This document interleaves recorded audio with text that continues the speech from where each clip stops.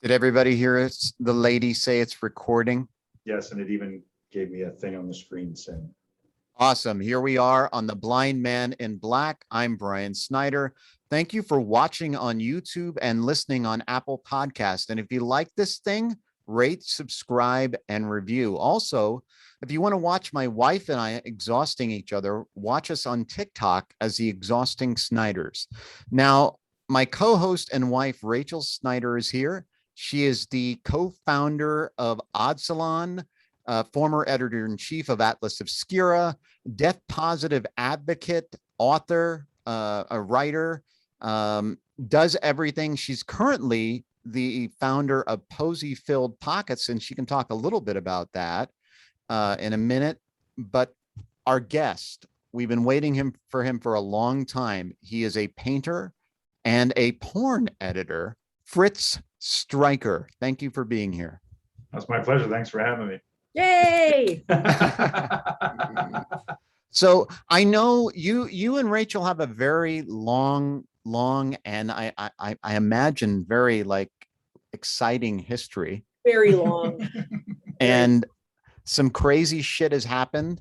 And I want to hear all about it. I want to hear about all the madness and chaos. Oh, Jesus, how long do you have? Well, the last one we did was 3 hours and 20 minutes. All right, so we might break a record, but to be fair, there's roller skating crackheads. I'm sorry, rollerblading crackheads in that one. So that's what we got to top.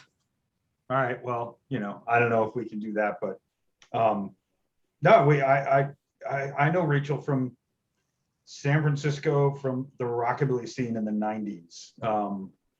And it's been a long, crazy trip, and I'm surprised and thrilled that we're both still here and still friends. So, but yeah, I bought a Mustang off of Rachel. That for some reason, first thing. No, but this is why I bring it up, because you think I was mad about it. I loved that car. I adored that car. It doesn't matter that it was a piece of shit. It was a 65 Mustang. It was fantastic. It was candy apple red. It was that gorgeous. car was great.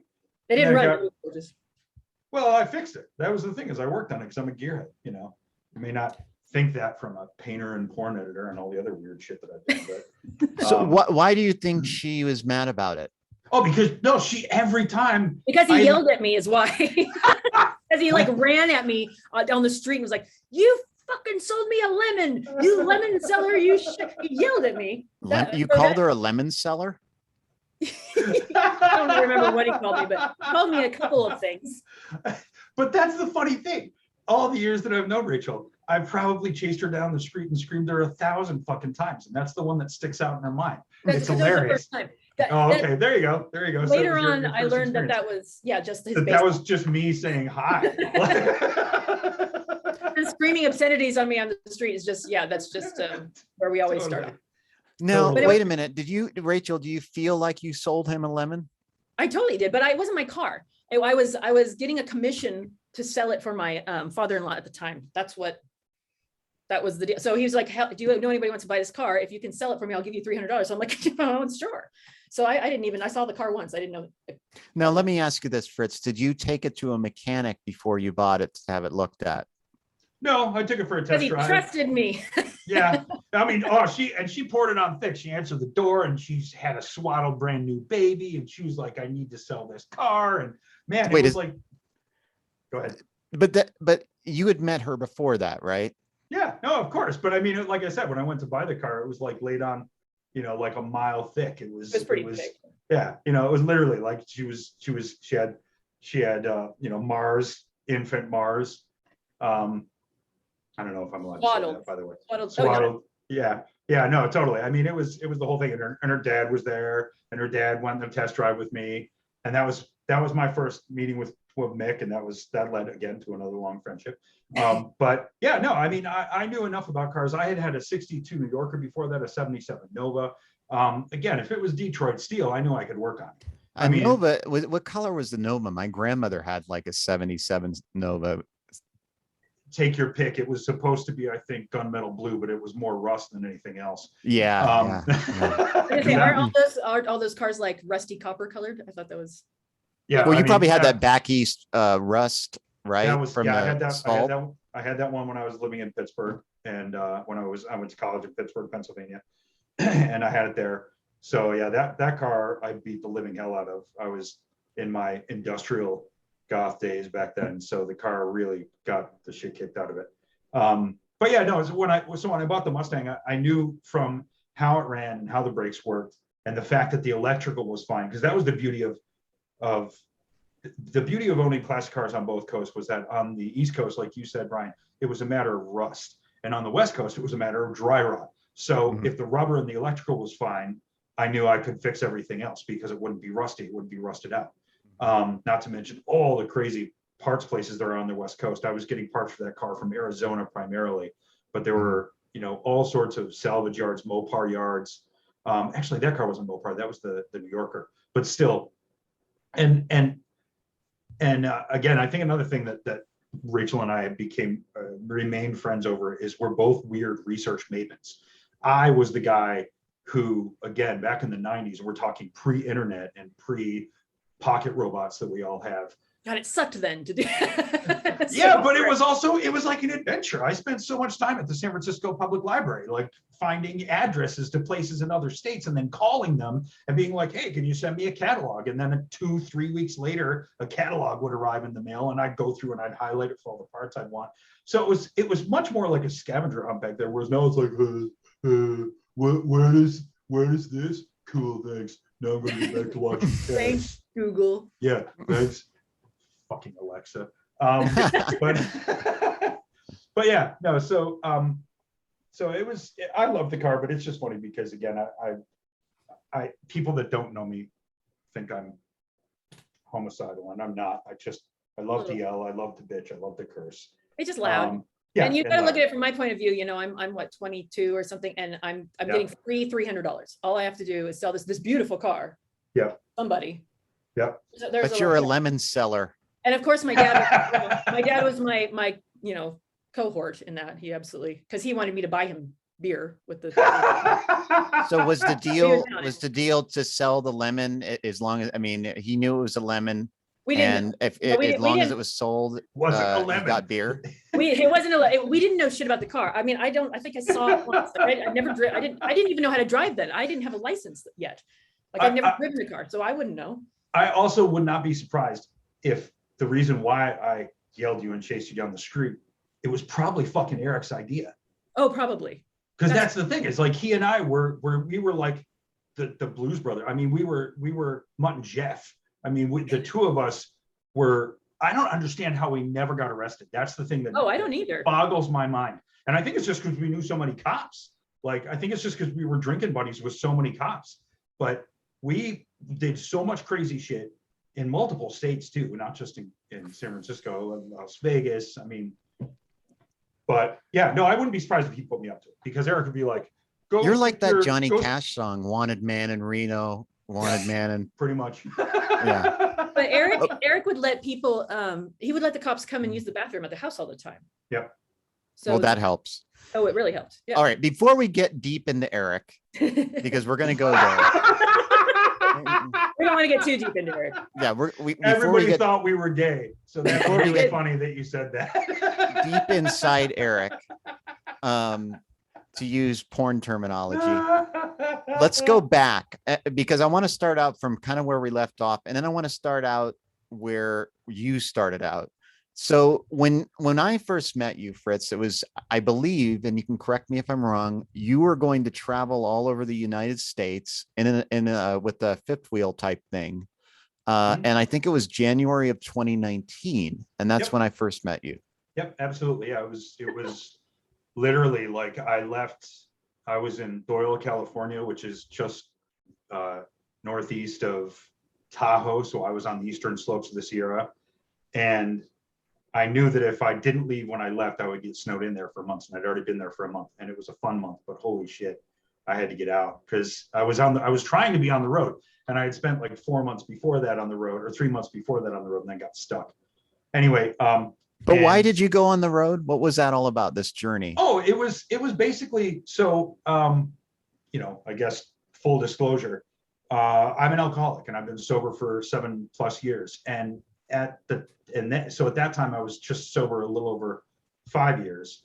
And I had realized in my sobriety journey that part of my addiction was the fact that for over a decade, for almost 20 years, I was a square peg trying to force myself in a round hole. When I couldn't get work as an illustrator out of college, I learned how to be a designer. I learned Photoshop and Illustrator and Quark back in the day when print was a thing.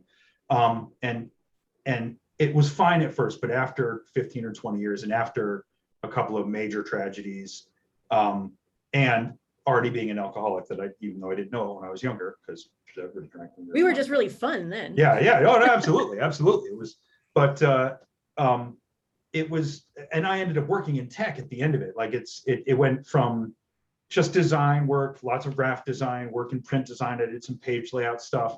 Then I got into the .com industry in San Francisco in 1999. So I was in the original .com boom, and that was the wild, wild west. So that was very fun. I got, on the job training to learn all sorts of web technologies, specifically Flash. I was hired to do some animation work in Flash, but I also learned, Dreamweaver is kind of like the main coding software, but I also learned how to code in HTML. And then that carried me through to other work. I eventually worked in video games. I started doing what was web design became user interface, user experience. And I had already had like 10 years experience in that stuff.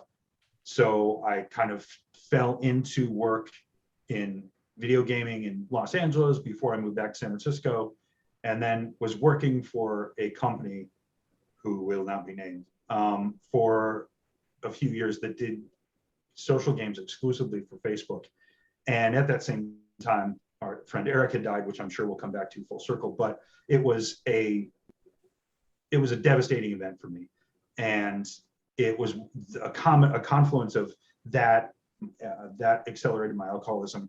I basically had a crisis of conscience. I realized that what I was doing to make money, I had broken my principal rule that I had when I came out of art school. And that was the rule that I had back in the early 90s was do what you love and the money will follow. And then by the late 90s, I had completely prostituted myself and I was doing whatever I could do to get paid. And that was after I lost my best friend and a number of other things happened. That was where I was. And a part of that crisis of conscience was doing UI UX. I had access to Facebook's data scheme in 2010, 2011. And I was flipping out. Because again, we were doing very simple social games. And I was like, why did you give me 2 million people's phone numbers? It was literally a moment that I had where I posted something on Facebook about, hey, in case nobody knows this, your phone number is on Facebook and it's free for everybody to find. And the CEO of my company even messaged me personally and saying, wow, thank you for that. I didn't know that. And I was like, yeah, that's because I'm doing all this fucking research into this destructively horrific company. And then part of that crisis of conscience was me basically, I was like Chicken Little. I was like, the sky is falling, the sky is falling. I was like, this place is fucking horrible. What these people are doing is terrible. And all the other technocrats I was working with were like, you're crazy. We don't know what you're talking about. You're crazy. And then Donald fucking Trump, right?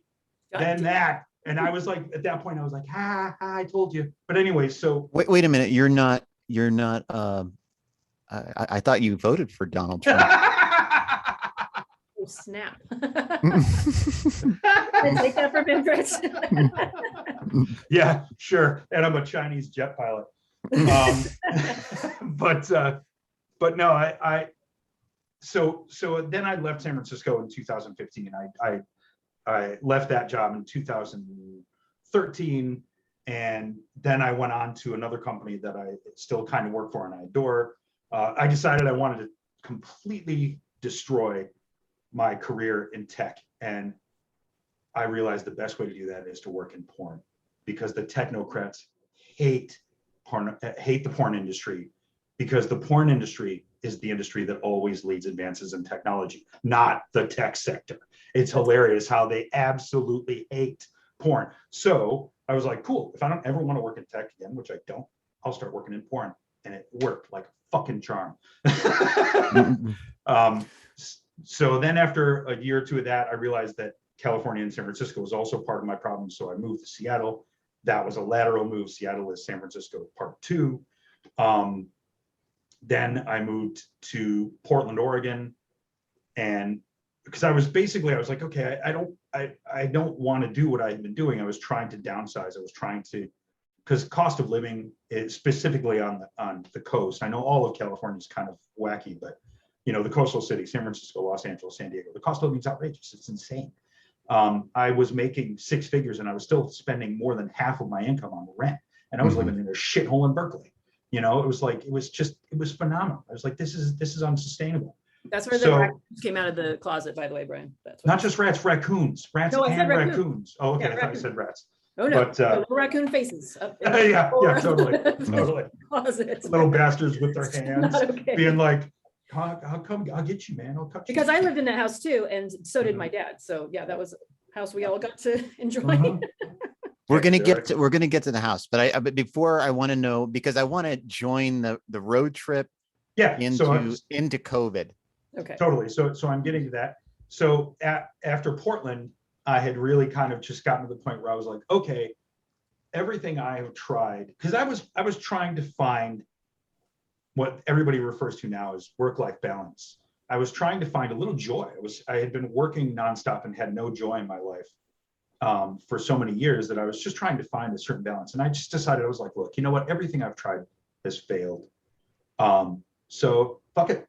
I'm just gonna throw everything to the wind and let the fates sort it out. So I had some video game stocks still on hand that I sold. I bought a camper trailer. I had the same truck I still have, which is a Jeep Grand Cherokee that had a built-in tow package, so I knew I could haul a trailer. And I just bought a trailer and was like, I'm just going to live on the road for however long it takes until I can figure stuff out. I had a little bit of money in the bank, not a lot, but enough that I knew I could get by. And I just started camping. Again, the research maven that I was, I found out all this great information, like you can park for free for up to 2 weeks at in any national park, national forest, any national forest in the country.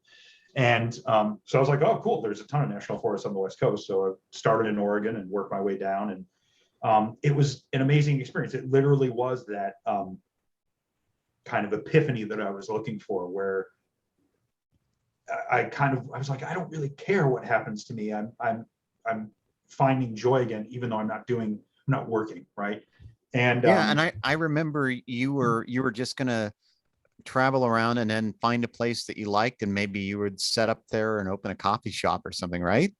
Yeah, that was kind of where my head was at because I got to you guys again. So the road trip started at the end of 2018, October of 2018, and then I got to you guys by January of 2019, and I spent like a week with you guys. Several days, yeah. Yeah, it was like 5 days, I think. And then after that, I went back to the Bay Area to visit some friends. And then I went back to Los Angeles to visit some friends. And all of a sudden I started to get anxious and depressed again. And I realized I was falling into my old California habits, because I had lived in San Francisco for 14 years. I lived in Los Angeles for 8 years. And I was like, no, this is kind of the whole reason why I went on this trip, was to stop this, was to break this cycle and start a better cycle. And so at that point, it was probably, I think it was.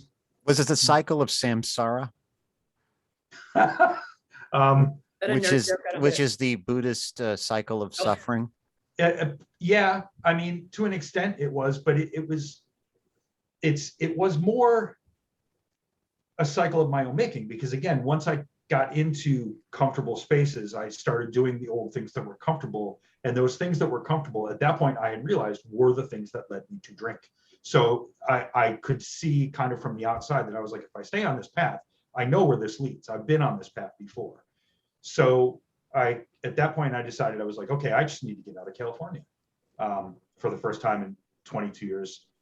And I had some friends in Las Vegas, some friends that I work with at porn company, Kink.com was the porn company I work with.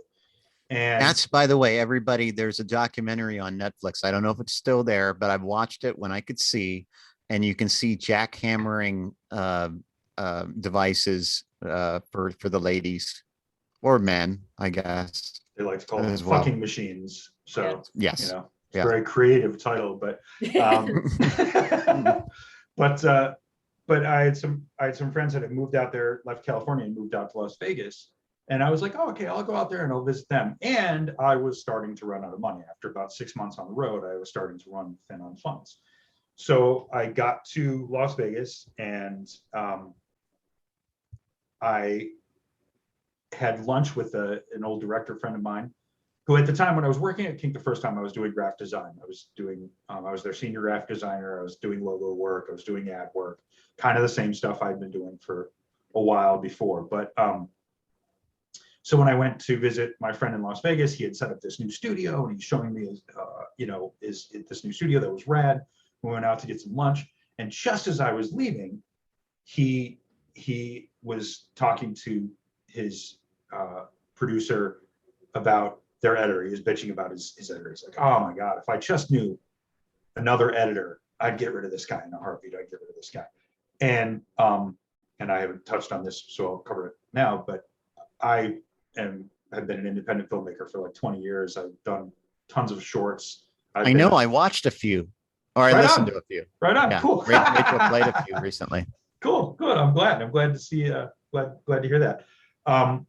But so I know how to edit, and I literally, he's like pitching to his wife or his partner, and I was like, I know how to edit, and he was floored. He had no idea because I had done graphic design when he worked with me the first time.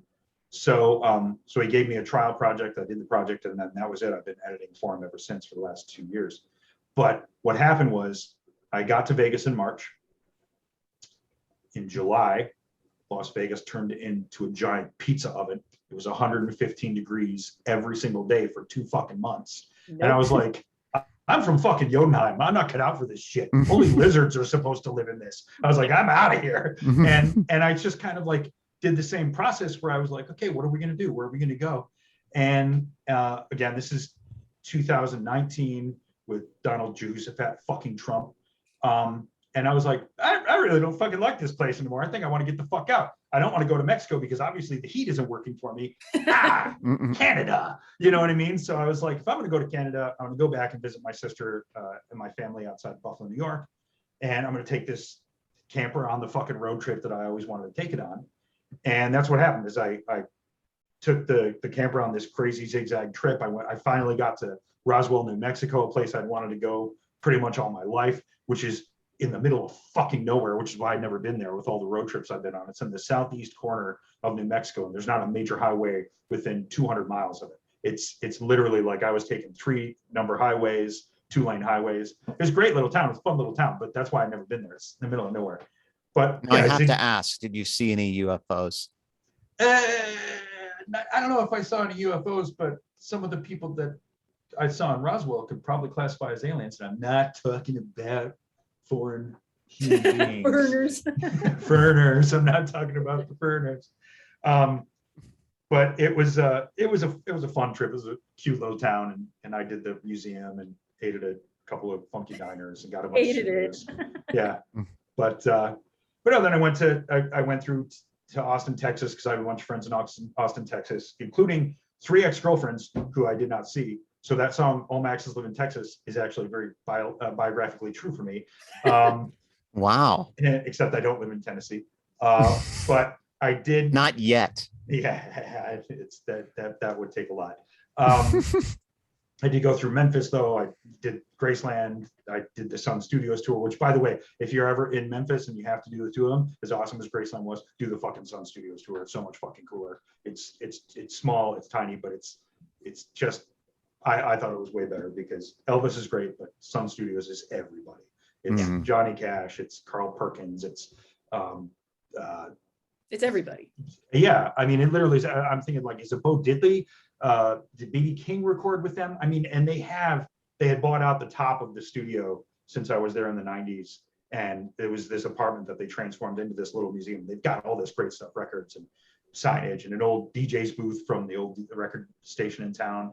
They've bought and recreated. Anyway, and just zigzag, went through a bunch of different places and ended up in Buffalo. And I was just like, when I got here, the cost of living, that's why I stayed in Las Vegas, because the cost of living was so cheap.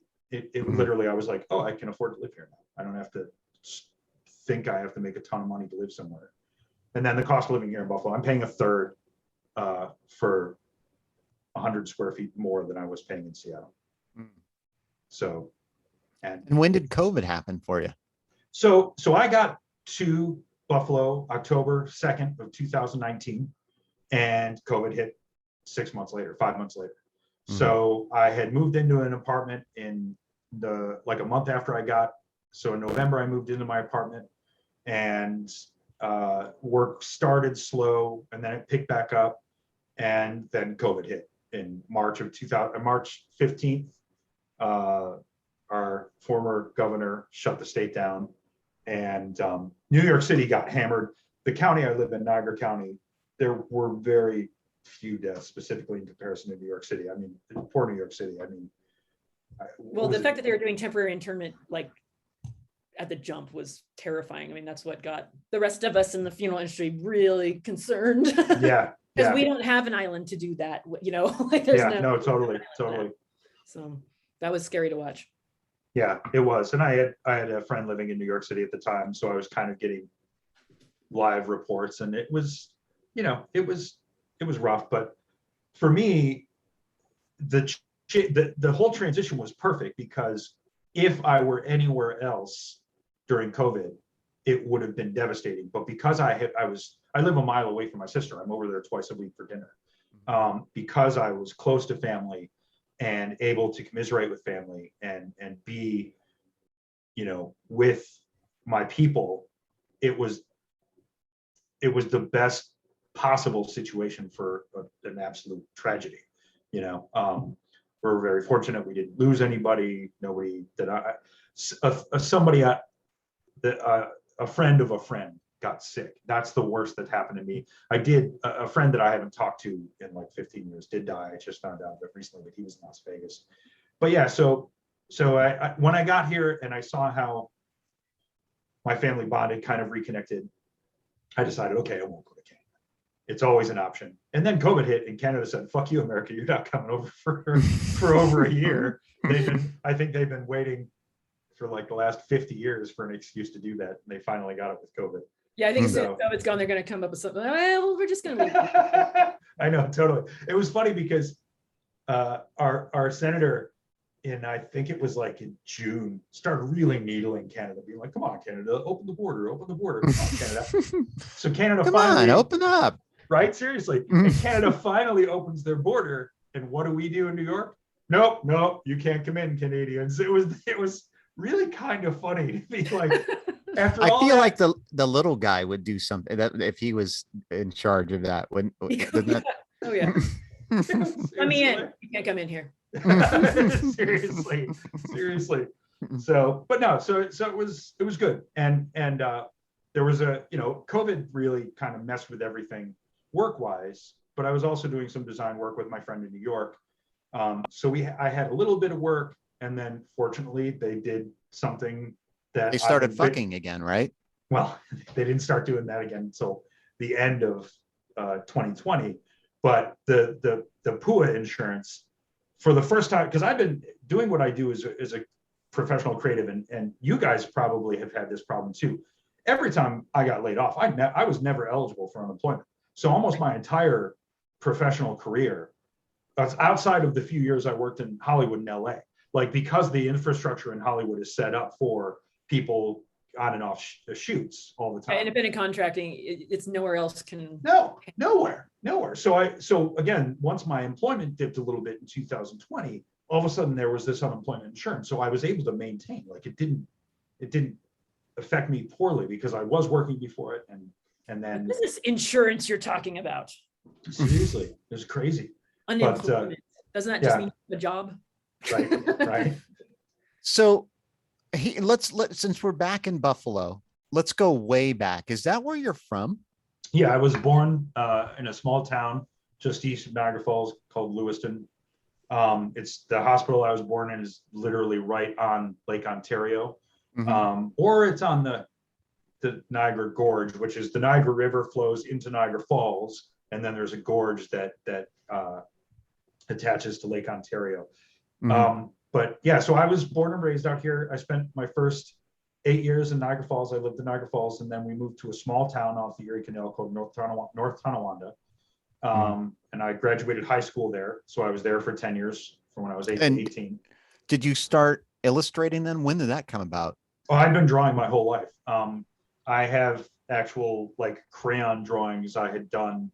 My mom had kept a folder of mine from kindergarten that is just a piece of purple construction paper folded in half. And on one side is crayon drawings of Chewbacca, Princess Leia, C-3PO, and R2-D2. And on the other side is a drawing of Godzilla and Fred Flintstone. Why those two are on the same, I don't know, but I loved all those things for when I was young.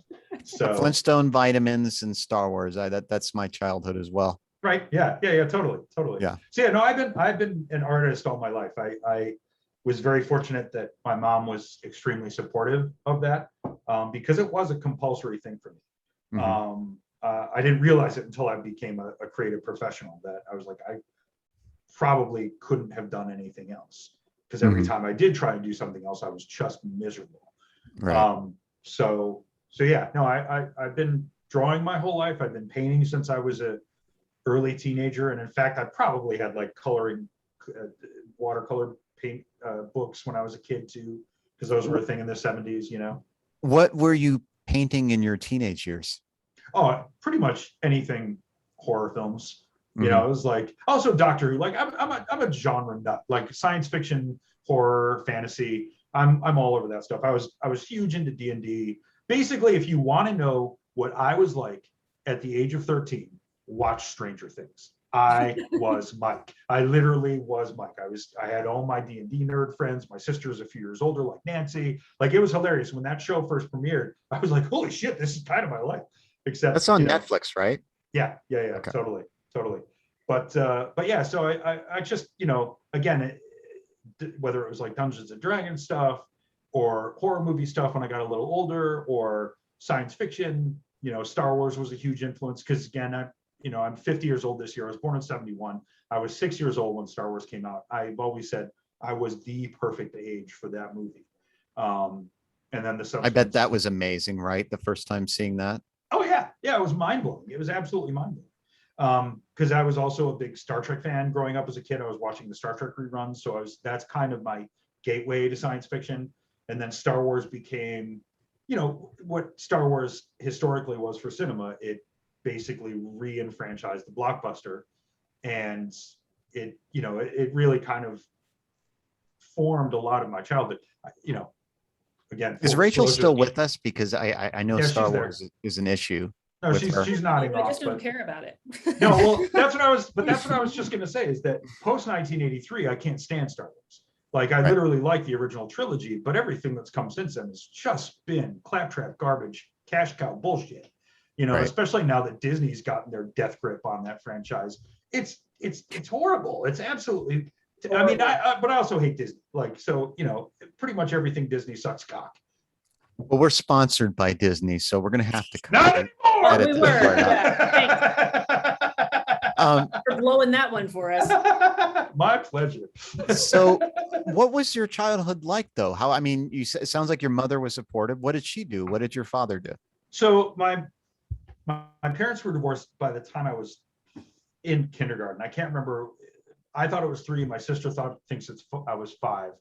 So my mom was a single parent, basically. She was she was a legal secretary. So she worked constantly. When I was really young, she would drop me and my sister off at my grandparents' house and work 12 to 16-hour days, and then pick us up. Like, I would get woken up to go home to go to bed again. So she was a tough Irish bitch. I loved her.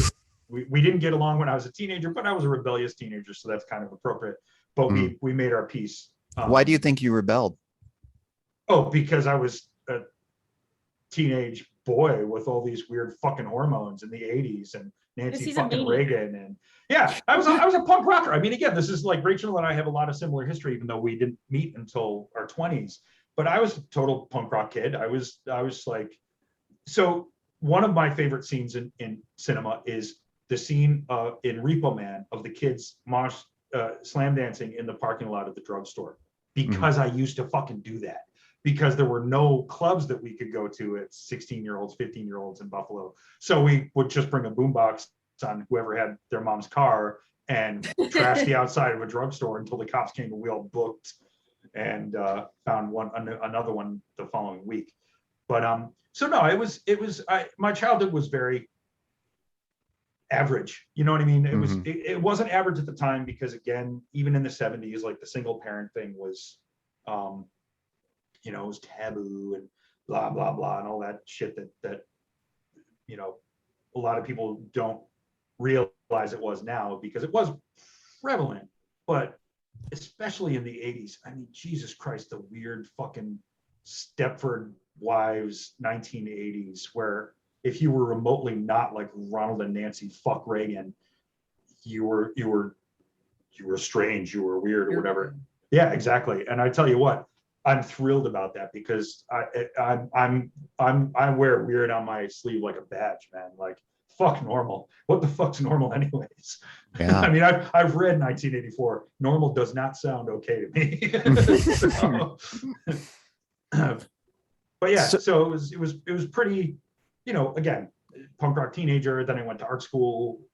Now, where'd you go to art school? I went to the Art Institute of Pittsburgh. I wanted to go to Carnegie Mellon, but I couldn't fucking afford it. So, and ironically, I got accepted at NYU at the Tisch School, but I wanted to get out of the state. Like I was so again, I've always been a bit strong-willed, even if I've not made the right decision sometimes. Not to say that Pittsburgh wasn't the right decision, but it was just every once in a while I want to tell people that, like, why didn't you go to fucking NYU? I just wanted to go to a different place. Oh, and Pittsburgh is the home of the Zombie, and I was a rabid George Romero fan by the time I didn't went know through high school. Did you tell Marcelo that, Rachel? I did not. Mars is just now getting into horror, after being like traumatized by it in LA. He's just now, like he's nice. Watching all these old horror movies. I'm like, okay, have you seen this one? Have you seen this one? Like, I'm giving him tips. And he's in Pittsburgh, and he is working as an artist. So and he perfect steps. Very you must similar. be thrilled at. I don't understand.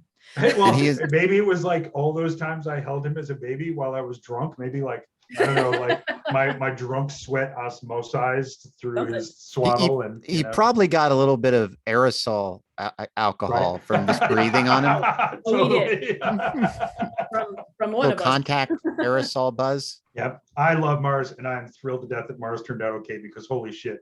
It could have easily gone the other way with our crowd. Like, no, but he's my Alex P. Keaton. He went the opposite way. Like everything I tried, I'm like, skip school. He's like, Mom, I have to go to school. What are you talking about? Okay. I'd be like, can you please not cuss in the car? I'm a kid, and I should. Someone left this lighter sitting where I could reach it, and I'm not allowed to have lighters. Yeah, no, he absolutely. And maybe it was the best thing for him was that I was a horrible punk rock parent. Is that he didn't want to be like me at all. Well, but that's what I found. I think with now that we're a little bit older, all my friends seem to be, and I was that way. My mom was, again, she was, semi-white collar, 9 to 5, get a job, go to college, do all that stuff. And here I am. I was like, art school and, fuck all that other shit. And so I think that's the process of rebellion. I think that everybody kind of does that in their own way. Well, I don't know. My dad and I I kind of ended up in the same places. I didn't rebel against my dad that much because he was, hanging out with me. Yeah. So it's different, but I don't. But that's the difference then. It's either you rebel and you do something totally different like Mars, or you're like you with. Or we're codependent and unhealthy and hang out. Let's be honest. Everybody's got a certain degree of mental unhealth. It's just that we used to not talk about it, and now people like me and you always fucking talk about it, because everybody could do with a tiny little bit of therapy, and some of us could do with a lot more. So, but yeah, no, I went to the Art Institute. And we're sponsored by BetterHealth.com. who I just saw today, actually. Right here in this bathroom. This is my office. Nice. Fritz Freiker, brought to you by betterhealth.com. So what happened after art school? I mean, did anything exciting happen in art school? I don't want to gloss over anything. Was there anything dramatic or? It's all good. No, art school was interesting. It was, so the Art Institute of Pittsburgh is basically a trade school. The Art Institute of Pittsburgh, ironically, is also closed now. But when it was open, it was, it became a huge corporation in the 90s and the 2000s. But when I went in the 89 to 92, there were only like a dozen of them across the country. But they're basically like a trade school for art. So I was taking studio classes where I would literally be in class for 6 hours. We'd have an hour lunch, but it'd be 3 hours before lunch and then 3 hours after lunch. So I did the weird thing of I never can get it right side, left side, but the part of my brain that was used to my traditional public school education that wasn't getting other stuff than art started to freak out. So I was like, I need to read. And I didn't go simple. I started reading Russian literature. I started reading Dostoevsky. I started reading Tolstoy. I was like, I need something other than art. I have some light reading. I can do this. So, but yeah. So no, art school it was fun. It was great. I didn't actually graduate because I couldn't afford to, but at the same time, I will tell you what I have told everybody since then is that fuck art school. You don't need to go to art school. The only thing you ever need for an art career is a good portfolio. So if you can actually paint and draw and design and do whatever else, just do that. Just spend the money on a computer or art supplies. Fuck art school. You literally can learn more now, especially with fucking YouTube. Jesus Christ. I had to buy books. I had to buy magazines. I had to spend money on shit. Man. You can learn anything. No, absolutely. So, and also too, I mean, from my experience in film, the same thing. I never went to film school, but I know people who did, who've said the exact same thing I say about art school, because again, it's like, you just gotta, the best film school in the world is to make a fucking movie. It's well, really, every artist I know that's, professional artists, they say the same thing. They said art school will ruin you because it'll put you in these boxes and teach you these methods that will keep you from being as creative as you can be, and it'll constrain you. Yep, totally, 100%. So yeah, that's what Christopher Walken said about acting. He's like, if you want to learn to build a house, build the house. He says his Walken isn't good. Are you kidding me? It's fucking great. Oh my God. That's awesome. I love it. It's hard, Brian. That's not, No, it isn't. It is because I've heard so many shitty walk-ins, including mine, which I refuse to do on camera. It's like, so, but no, and then after art school, I just kind of lingered in Pittsburgh and had a good time. Pittsburgh was a great early 20s town. Rust Belt towns, again at that time in the 90s, still very low cost of living.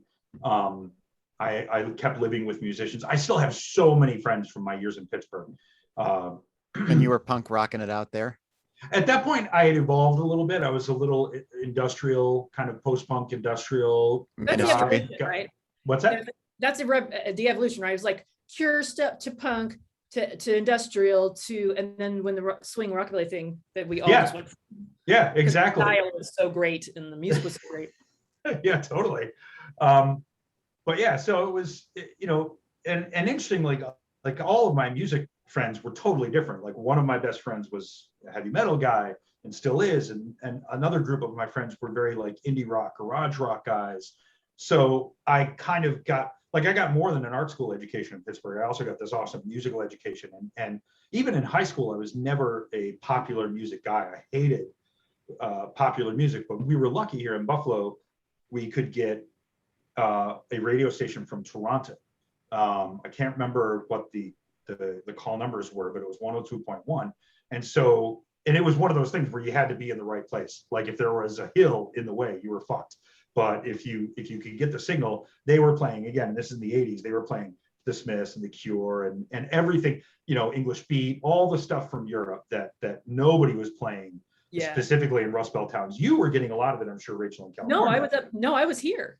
Oh, that's right. You were in. So we got the same thing. We got a Sacramento channel sometimes. Like if you could drive out to one of the bluffs or something, you could pick it up, and it was a Sacramento. I don't remember the station, but yeah. Or you could be in Sacramento for some reason and have it, and then record it with a tape player. Yeah. Blank tape, and then We just used to do play that all the time over too. and over again. Totally. So, but yeah, so Pittsburgh was a hell of a lot of fun. It was a great town. I worked in, Steel mill? No, God, no.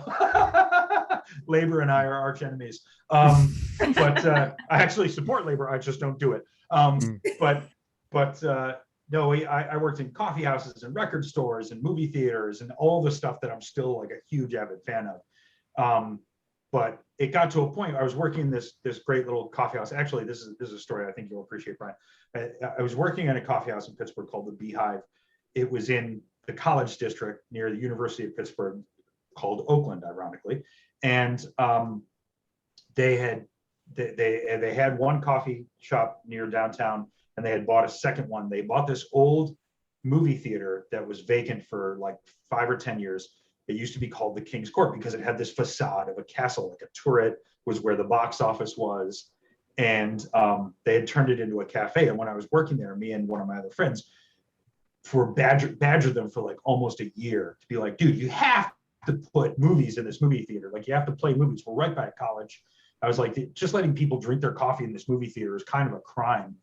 And they finally did it. And the thing really, it went gangbusters because they were doing like third or fourth run movies, but they were also doing art house films. And there was only one other art house theater in town. So we were the first theater to show Reservoir Dogs in town at the time. We were the first theater to show El Mariachi at the time. You know what I mean? So it was just us, and the Pittsburgh Playhouse was the name of the other art house theater. So it was like this constant battle between who could get the cooler art house films first. And then we would get like third run movies like, Jurassic Park, or Aladdin was a huge hit with the college crowd. I mean, anything that the kids could like get drunk and stoned to would be a huge hit. And then anything they couldn't would flop. But so it was a really fun time and fun experience. And then I had a friend who I worked with who was moving to LA, and we had this big going away party for him. And a week before he was ready to move to LA, the person he was moving with bailed out, and he asked me if I wanted to go. And being the typical spontaneous freak that I've always been, I was like, yeah, sure, cool, I'll move to LA. So I moved to LA. You didn't even pack, you just got in the car. Well, we packed a few things, but it was a Honda CRX, so it was very small. Fritz is somebody that you can pull up to the house at like 3 a.m. and go, get in the car, and he will. Yeah, I'd be like, cool.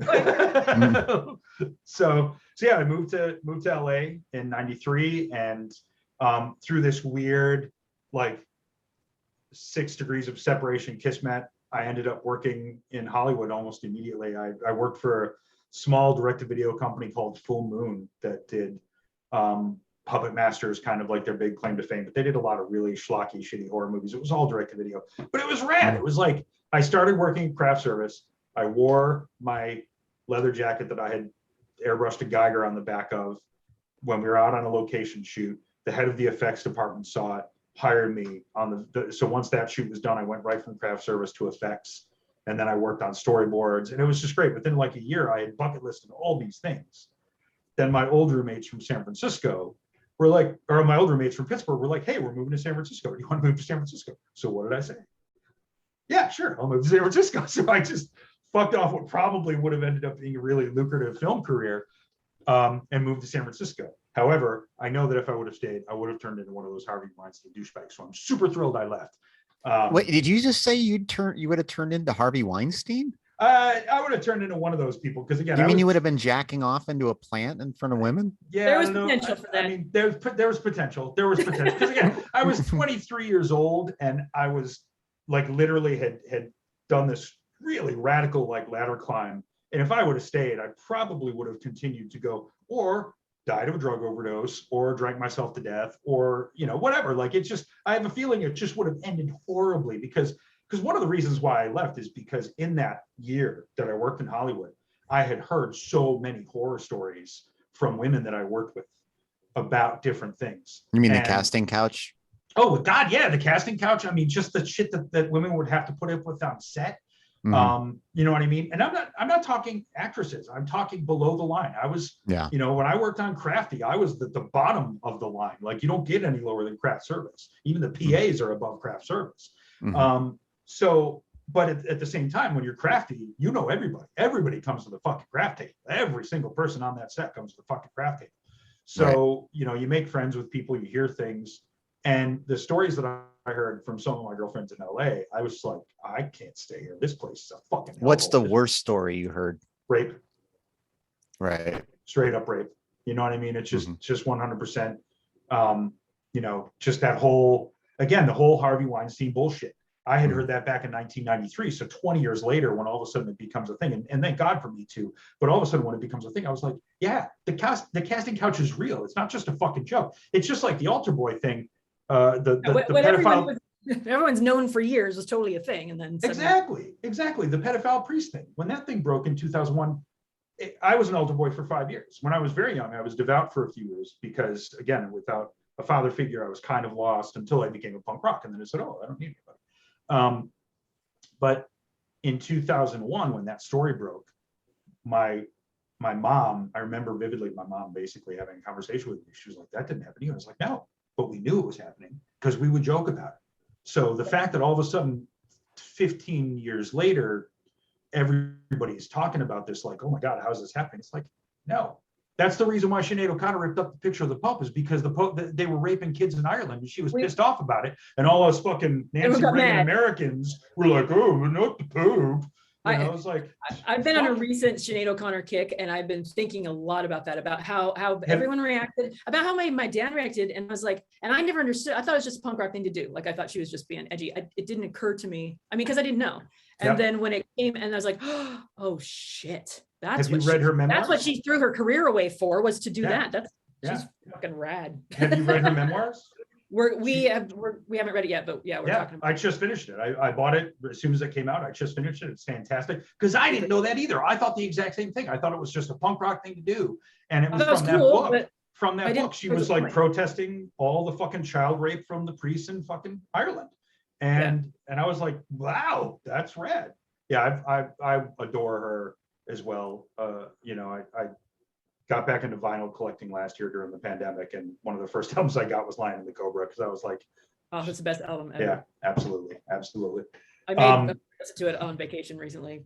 Nice. It's such a great album. And the nice thing about that book is that she goes into detail about the inspiration for each song. Okay, we get it. You really need to read the book. It's a great book. It's a quick read because it's very much in her voice. It's almost like she recorded it, you know, and then transcribed it, which she probably didn't do, but it's just, it's conversational. So it's a quick read. It's like 250 pages. I wonder if the audiobook, if she reads the audiobook. Oh, that would be fucking awesome. If she did, let me know, because I will buy that in a heartbeat. Yeah. So let's get to San Francisco. What happens in San Francisco? Yes, what happened in What didn't happen in San Francisco? Jesus Christ. That'd be a much easier conversation. I got San Francisco in the fall of 1994. And my God, it was just nuts. So I moved in with my old roommates from Pittsburgh, and was this in Oakland?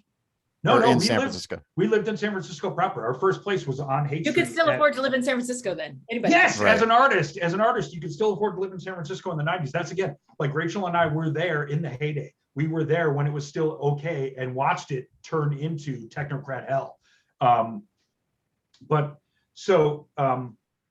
In 1994, when I got there, we were on a third level flat, top floor flat on Haight Street between Steiner and Pierce. So we were 2 blocks from Fillmore, and that was a rough neighborhood then. Like, it was not, because again, the Webster projects were just about 6 blocks away. So it was great. It was a rough neighborhood, but again, for 20. Did you ever see Patton Oswalt? No. Okay. Because he lived there during that time, I think. Yeah, no, I've seen him perform, but I never saw him. And even if I did, I didn't know who he was back then. Right. You know, Patton Oswalt was just some schmuck on the street. You know what I mean? Just like me. See, he just used it. Did you hear that, Rachel? Oh, okay, yeah, schmuck. We're going to talk about schmuck. No, I don't think I've ever talked about it. But I moved to San Francisco in '94 as well. We hadn't met yet, but I was living on 24th and Treat in the Mission. Ooh, nice. And I'm 17. Yeah, and so again, another rough neighborhood, but fun. We landed at the same time, but in different. And then we met like about a year later though, because it was like 95, 96, because the first grease ball was 95. And okay. Now, what I want to know is your first memory of meeting Rachel, and then Rachel, I want your first memory of meeting him, what it was like. Honestly, I don't think I remember my first memory of meeting Rachel. I'm pretty sure that it was at a show, at a rockabilly show, because again, so it's funny. I have Eric's rockabilly. What was it? It was the grease ball. I have the first grease ball poster framed in my living room. It was Eric's, and I kept it. And so that was September 9th, 1995. I only know that because the poster I see every day.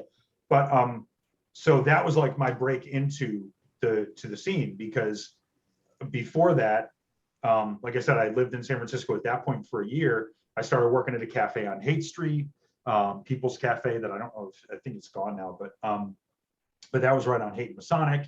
So it was literally like Haight-Ashbury was, Ashbury is a block and a half up. So, my introduction to San Francisco was very much on Haight Street. Every time I'd talk to my mom, she'd be like, "You mean like Haight-Ashbury?" I was like, "Yes, Mom, like Haight-Ashbury." So it was great. It was just because, again, I lived on the lower Haight, so it was a little more rugged. And then I worked on the upper Haight, which is, a little more posh. And then I moved into a flat with some friends on McAllister and DeViz. So I was right by Anton Sanverville Bay's house. I lived because that was on McAllister as well. So it was that being introduced to San Francisco was fantastic. Oh, and I'm a Star Trek nerd. I'm a total Trekkie. So the very first thing I did when I got to San Francisco is I got on a bus and I went to all the shooting locations from Star Trek 4. So San Francisco. I was bored there.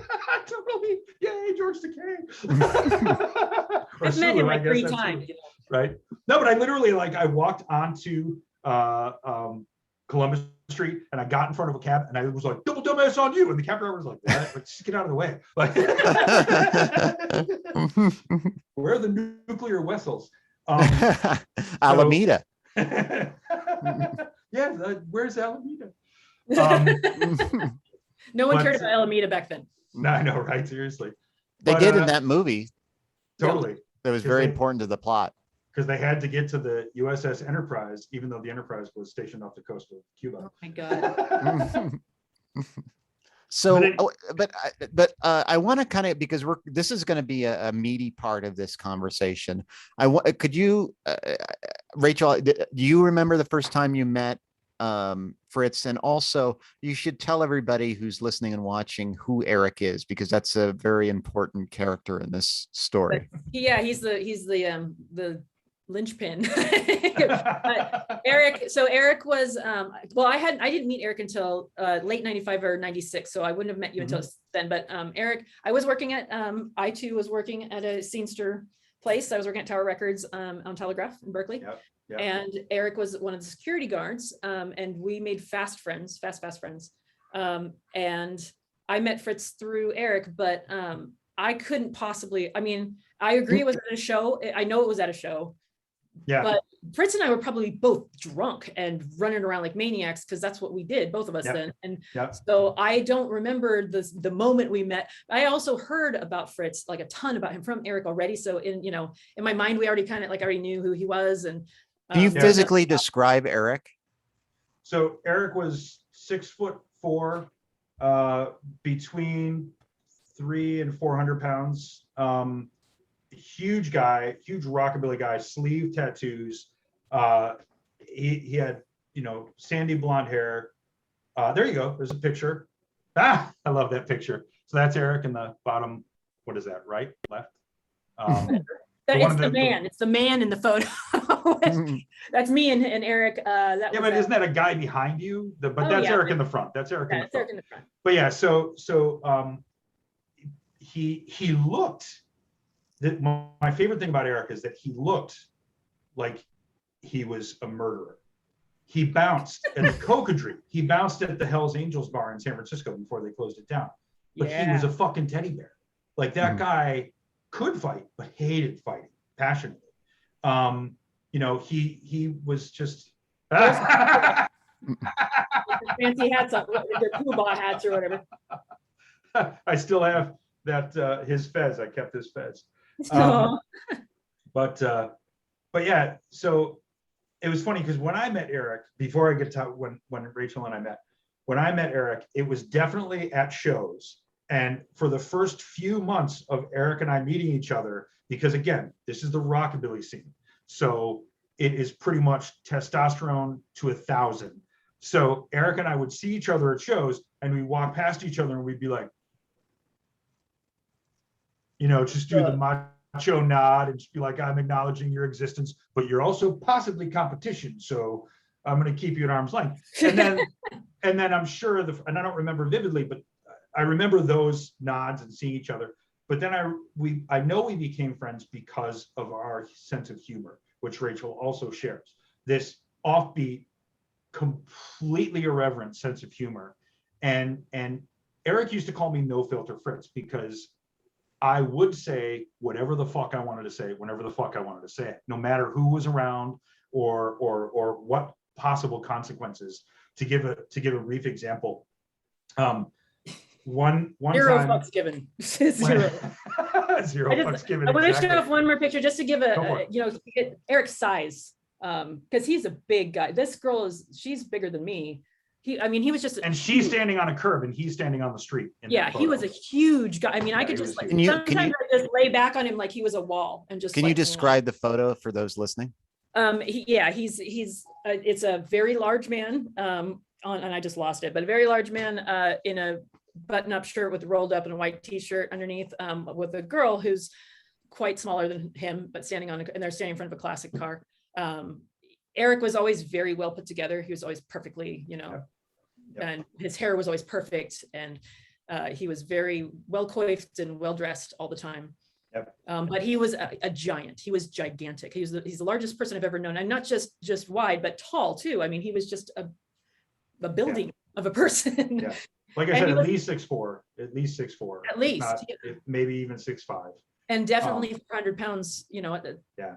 I mean, not always, but close. Always in the range. Yeah, that's what like it varied. Especially later on when he was sick, his weight would fluctuate radically. Yeah. So, but he wasn't a big fat guy. He was a big guy. He was built like a refrigerator. He was just massive. You know what I mean? He was just a huge guy. So. Wasn't there a story like of when he was bouncing somewhere and guys were jumping on top of him? Oh, that's my story. That was so funny. It was at the Cocodrie, which was a rough club. I mean, a rough bar to be in, and it was the Hell's Angels bar in San Francisco. Yeah, and there was a show going on, and these guys jumped him because he wouldn't let them in or something. I was outside smoking and talking to him, and I don't remember exactly what happened, but they were trying to start a fight with him, and he was talking smack to him, like, he wouldn't get up out of his chair, he's like, blah, blah, blah. And then they jumped on him, and he just started like, kind of like rolled his eyes and started pulling them off of him like they were little monkeys, like he just flinging them, like just, no, because he was so strong and he was so large. I mean, I don't know what they thought they were going to do, like climb up him and take him down with their body weight. I don't know what the plan was, but it was hilarious because I fell on the ground. I was sitting on the ground in San Francisco, in North Beach. I sat on the ground because I couldn't stand because I was laughing so hard. It was hilarious. Yep. And I don't know if it was the same night, but it was during that same time period when I was sitting up, because I would sit up there with him all the time. I didn't like being in the bar. I wanted to hang out with him. And he told, and some girls like, I get in free, and he's like, no, you don't. And she was with her boyfriend, and she's like, excuse me, I know the band, or she was just being really snotty, and she's made some rude comment, and he said, look, honey, I don't smack the dick out of your mouth when you're trying to make a buck. And she looked at her boyfriend, went like, are you gonna let him? And the guy's like, didn't want any part of that. He's like, yes, I am. I'm absolutely gonna let him talk to you like that because he is a giant. Totally. It was so funny. I don't come around your mouth when you're trying to make a buck. And with a big smile, he always had a shit-eating grin on his face when he said that kind of thing. Just like, it was never mean, or just like, hey, lady, listen, I don't slap the dick out of your mouth. like he's in a comedy show. And he was a one-man comedy show all the time. He was hilarious. And the guy was just like, sorry, I'm not doing anything about that. Nope. Seriously. He gets to say that. Yeah, and he did. Yeah. Yep. And he was able to say that kind of stuff. And so is Fritz, because Eric is usually standing behind him. Well, no, but that was one of the things that Eric loved about me, is that it wasn't because Eric was standing behind me. It was because I just didn't give a shit. Because I was like, we're going to go. Let's go. Cool. Let's go. No, but there had to have been plenty of times when the person you were talking to was like, eh. But I don't know. I mean, I wouldn't. No, there was so there. I'm sure there were because Eric and I were running buddies for years, and I'm sure that happened. But there were so many other times that Eric wasn't there, and it was just because, again, it's from that punk rock background where I was like, I've had so many stitches and broken bones. Like, whatever, pain is pain. Life is pain. Like, if we're gonna do something, let's do it. So well, that's something Fritz and I had in common. And Eric wasn't like that. Speaking of that, Rachel, tell the story about Fritz and the beer mug. Oh, pint glass striker. The pint glass. We called him pint glass striker for years. I don't even know what you were doing. I don't know. We were at the bar. I do. I remember the story. I remember it. And I don't know what, I don't remember what the problem was, but I remember watching him do it. I was standing right next to him, and he just like drank this beer out of a pint glass, looked at it, and then just smashed it into his forehead. And everybody's just like, what the fuck? Pouring down his face. And Eric's like, that's it. It's wrap it up. We're leaving. And we got dragged out. Was that the same night that he kicked us out of the car? It was, I think. Probably was. That happened a number of times. Well, then you would have got blood all over his car. The night that I was there. See, here's the thing: is the pint glass incident I remember vividly because it was a whole process. It was a whole weekend actually. Because I was moving to Los Angeles. So the night of the pint glass was my going away dinner where we all went to Buca de Beppo. We all, like, there was like 20 of us sitting around a table at Buca de Beppo.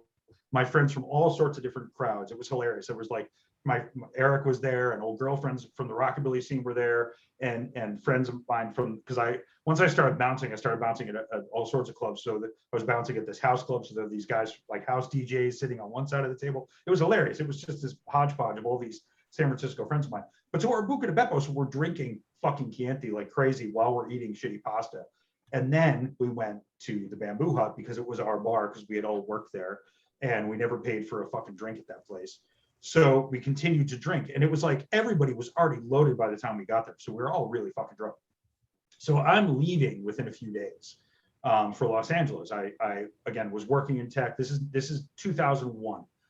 This is the January of 2001. This is happening. So as I was sitting there drinking that beer, I had a moment of retrospection where I was like, introspection, I should say, where I literally was thinking to myself, I'm like, should I do this? Is this the right thing to do? Should I leave all this fun and all these great people?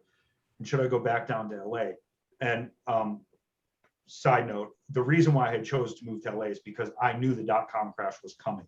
I was working for .com at the time. I worked there for 2 years. And I just saw the writing on the wall. I was like, there's no reason on God's green earth why people should be getting 50-pound bags of kitty litter delivered to their fucking house.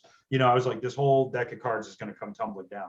So I knew I could get work in LA again, because having worked in film and having a tech background, and Los Angeles being a much larger market than San Francisco is, I knew I could get work done.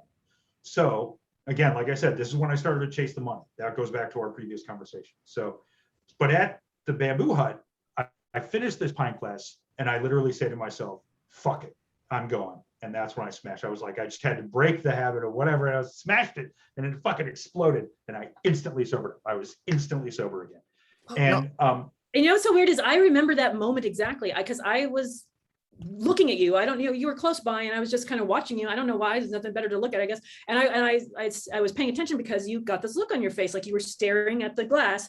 And you had been running around like a maniac before, but you got really quiet, and you're like just staring at it. I was like, what is he doing? Because it was for a long time. And then he just went smash. I was like, what just happened? What is happening right now?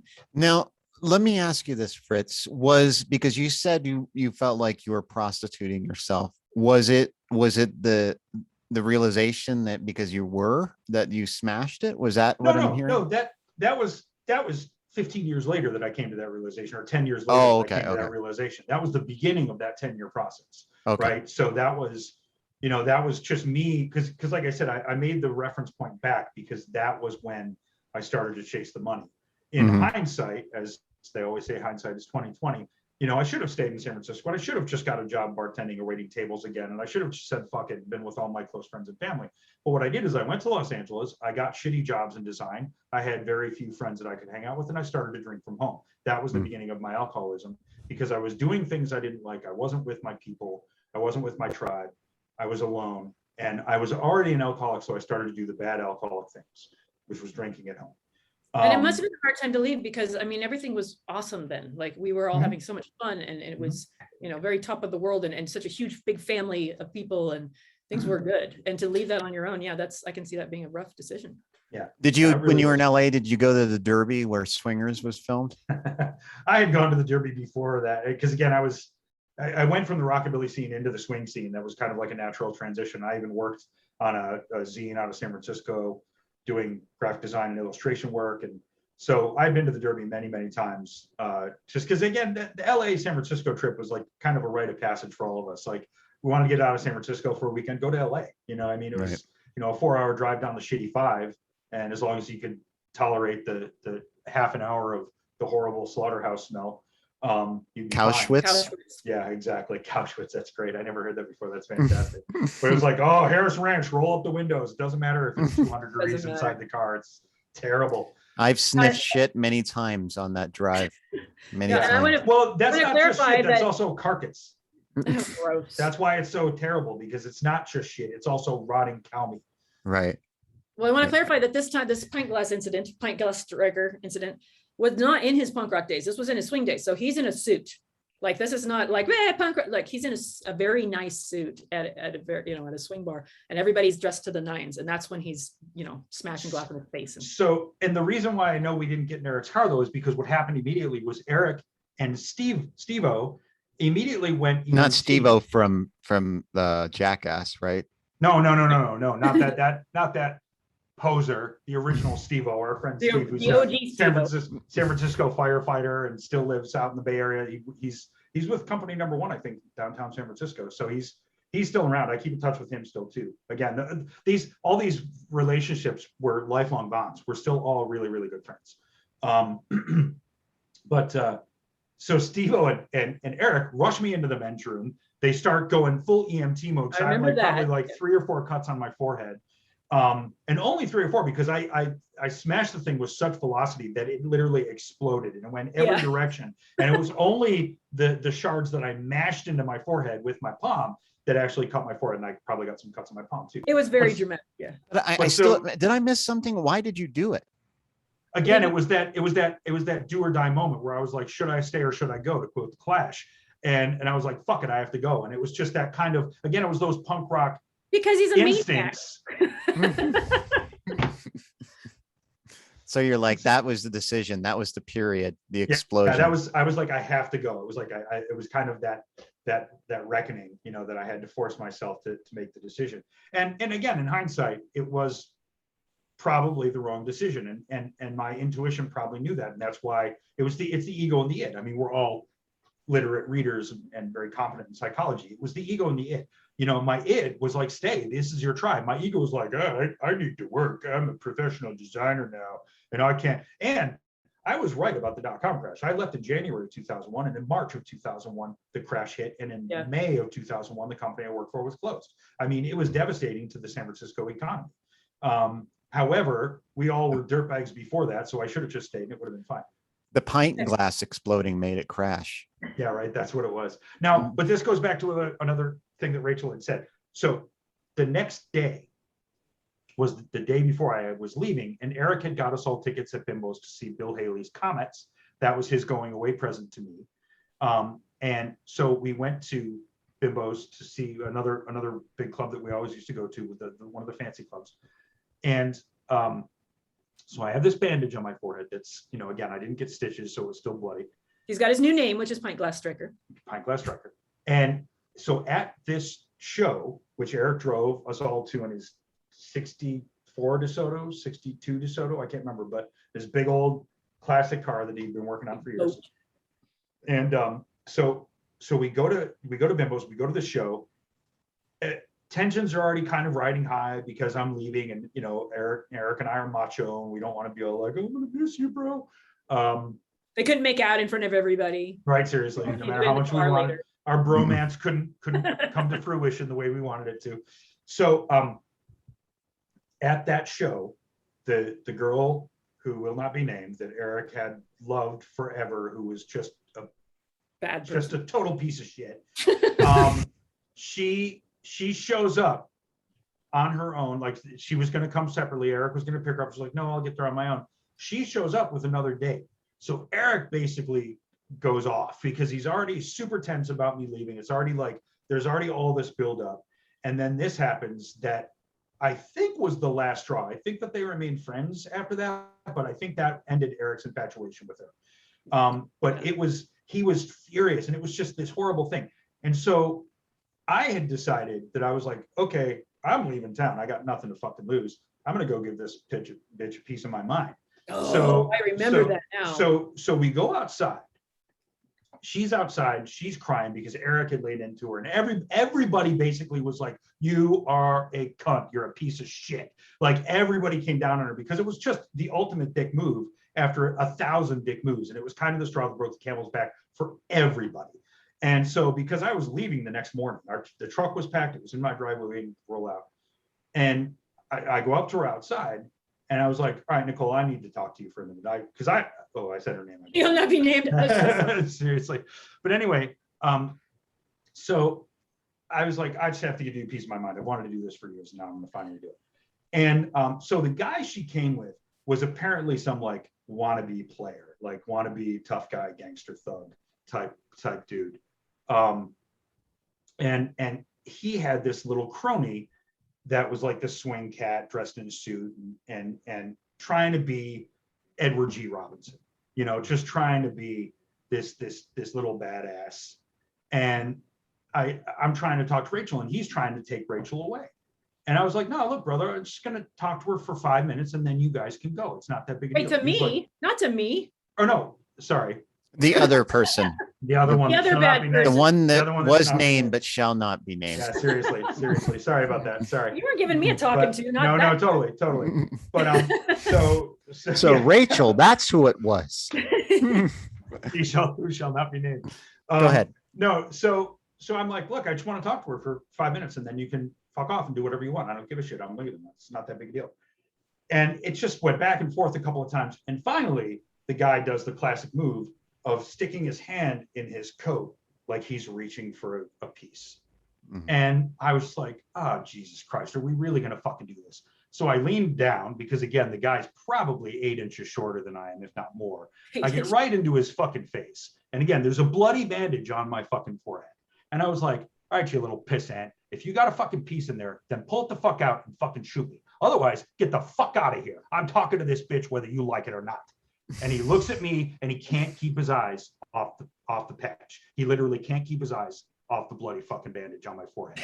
And he's trying to be all tough. And he finally like takes his hand slowly out of his jacket. He's like, you got 5 minutes. And I'm like, yeah, no fucking shit. And so Eric was nowhere to be found. So that's the thing is, yes, I'm sure that many of the time. Oh no. Fritz freeze. Freeze. Talk trash on the pit. Oh no, really? Oh, wait, no, you're back. You're back. It's okay. Oh, okay, cool. You got a slight freeze. Because you guys didn't freeze at all. So I was like, no. But yeah, so what I was saying is that, so I'm sure there were many times that I was out with Eric and people didn't fuck with me because Eric was there. But one of the reasons why Eric and I think became such good friends is because I would do it anyways. Because that was just me. That's why I got into bouncing. You know what I mean? I didn't want to become a bouncer. I became a bouncer because I would get in people's faces at my favorite bars and act like a bouncer, and got hired first at the Deluxe, then at the Highball. You know what I mean? It was just this like succession of things where I would just act the way I always act. Well, and I again, no filter Fritz. I feel like Eric had a real affinity for people like you and me. I mean, because we're very similar. He was such a gentle, a peaceful person, but he enjoyed watching us, go off. Like he thought it was great. And so, and I think maybe it was the things he wouldn't say, like he wouldn't do because he was so nice. But they deserved it. So he'd like to see people get their comeuppance. And so, I know that he would set me off like a little tornado. He'd get me drunk and then spin me around and then shoot me out there. And then just watch the show and clap. And I definitely got away with all kinds of shit because he was standing behind me, all the time. And I would feel so safe everywhere. I mean, I could go anywhere with Eric and always feel so safe. Absolutely. Because even if he didn't have it in him, he could definitely pretend to, he could puff up and then he's just this. I mean, people would be scared of him. They'd be worried about it, but we knew he would never hurt a fly ever. I mean, totally. And even the guys he was pulling off of him, he's just like kind of like peeling them off and kind of tossing them. Like he's not hurting anybody. Totally.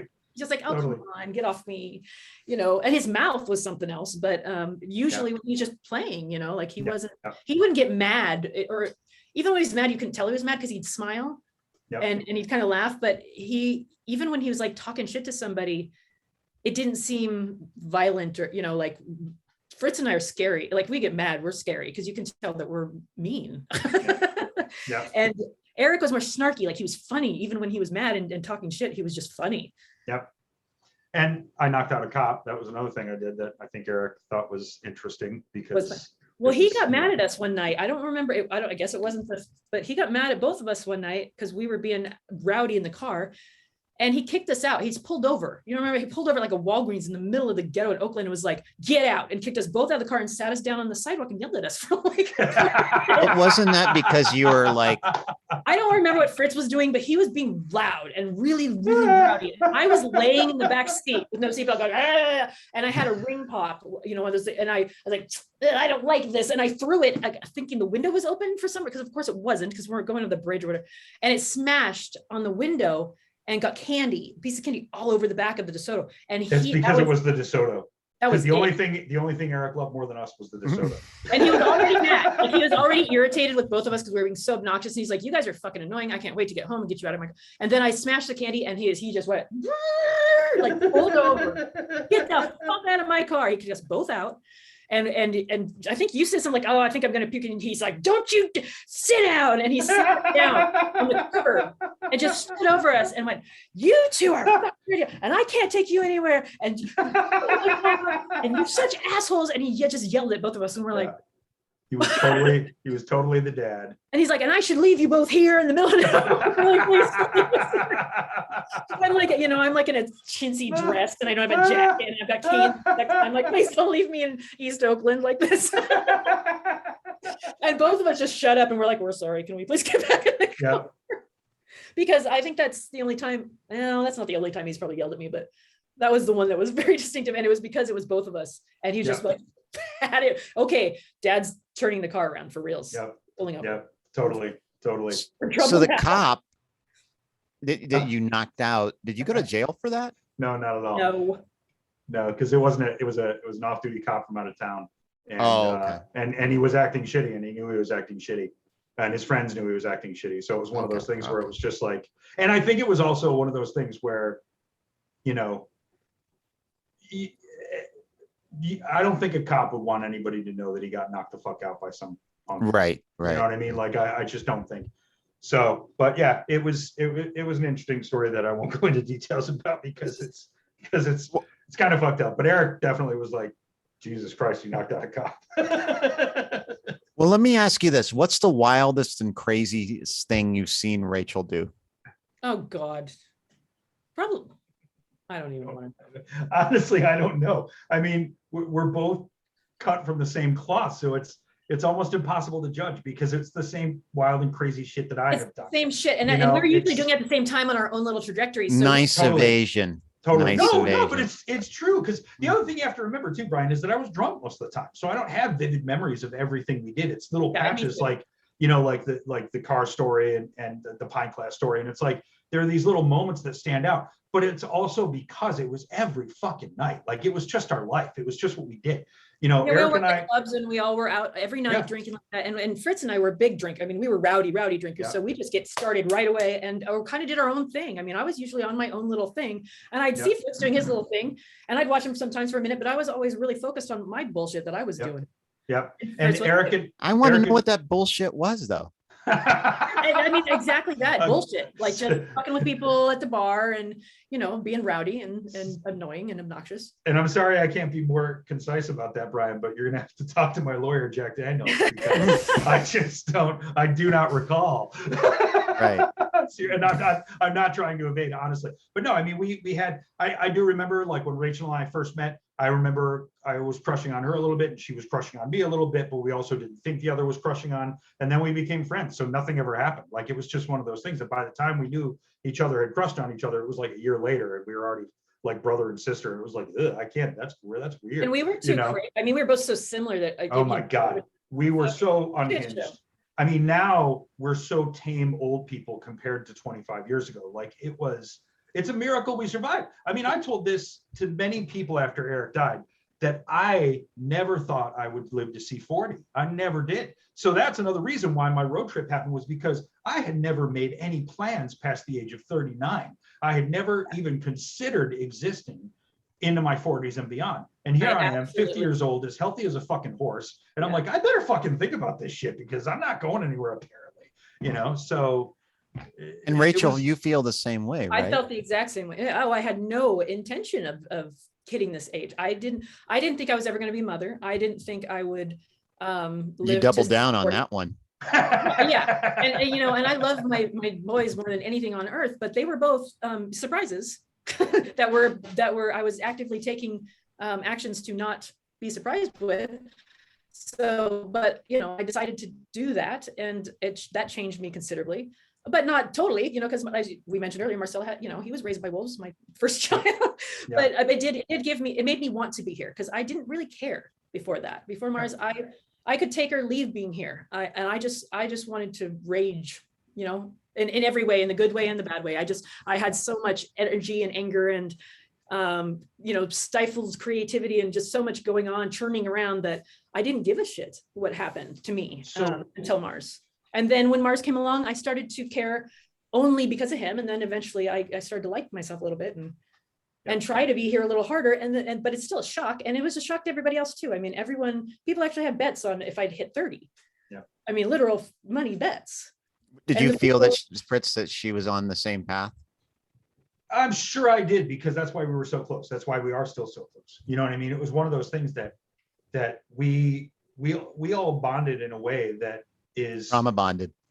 I mean, Fritz and I spent considerably not very much time together. When you look at how close we are and how connected we are, we didn't spend as much time together as you would think we would need to for that. But we had a very instant kinship. And Eric was the big.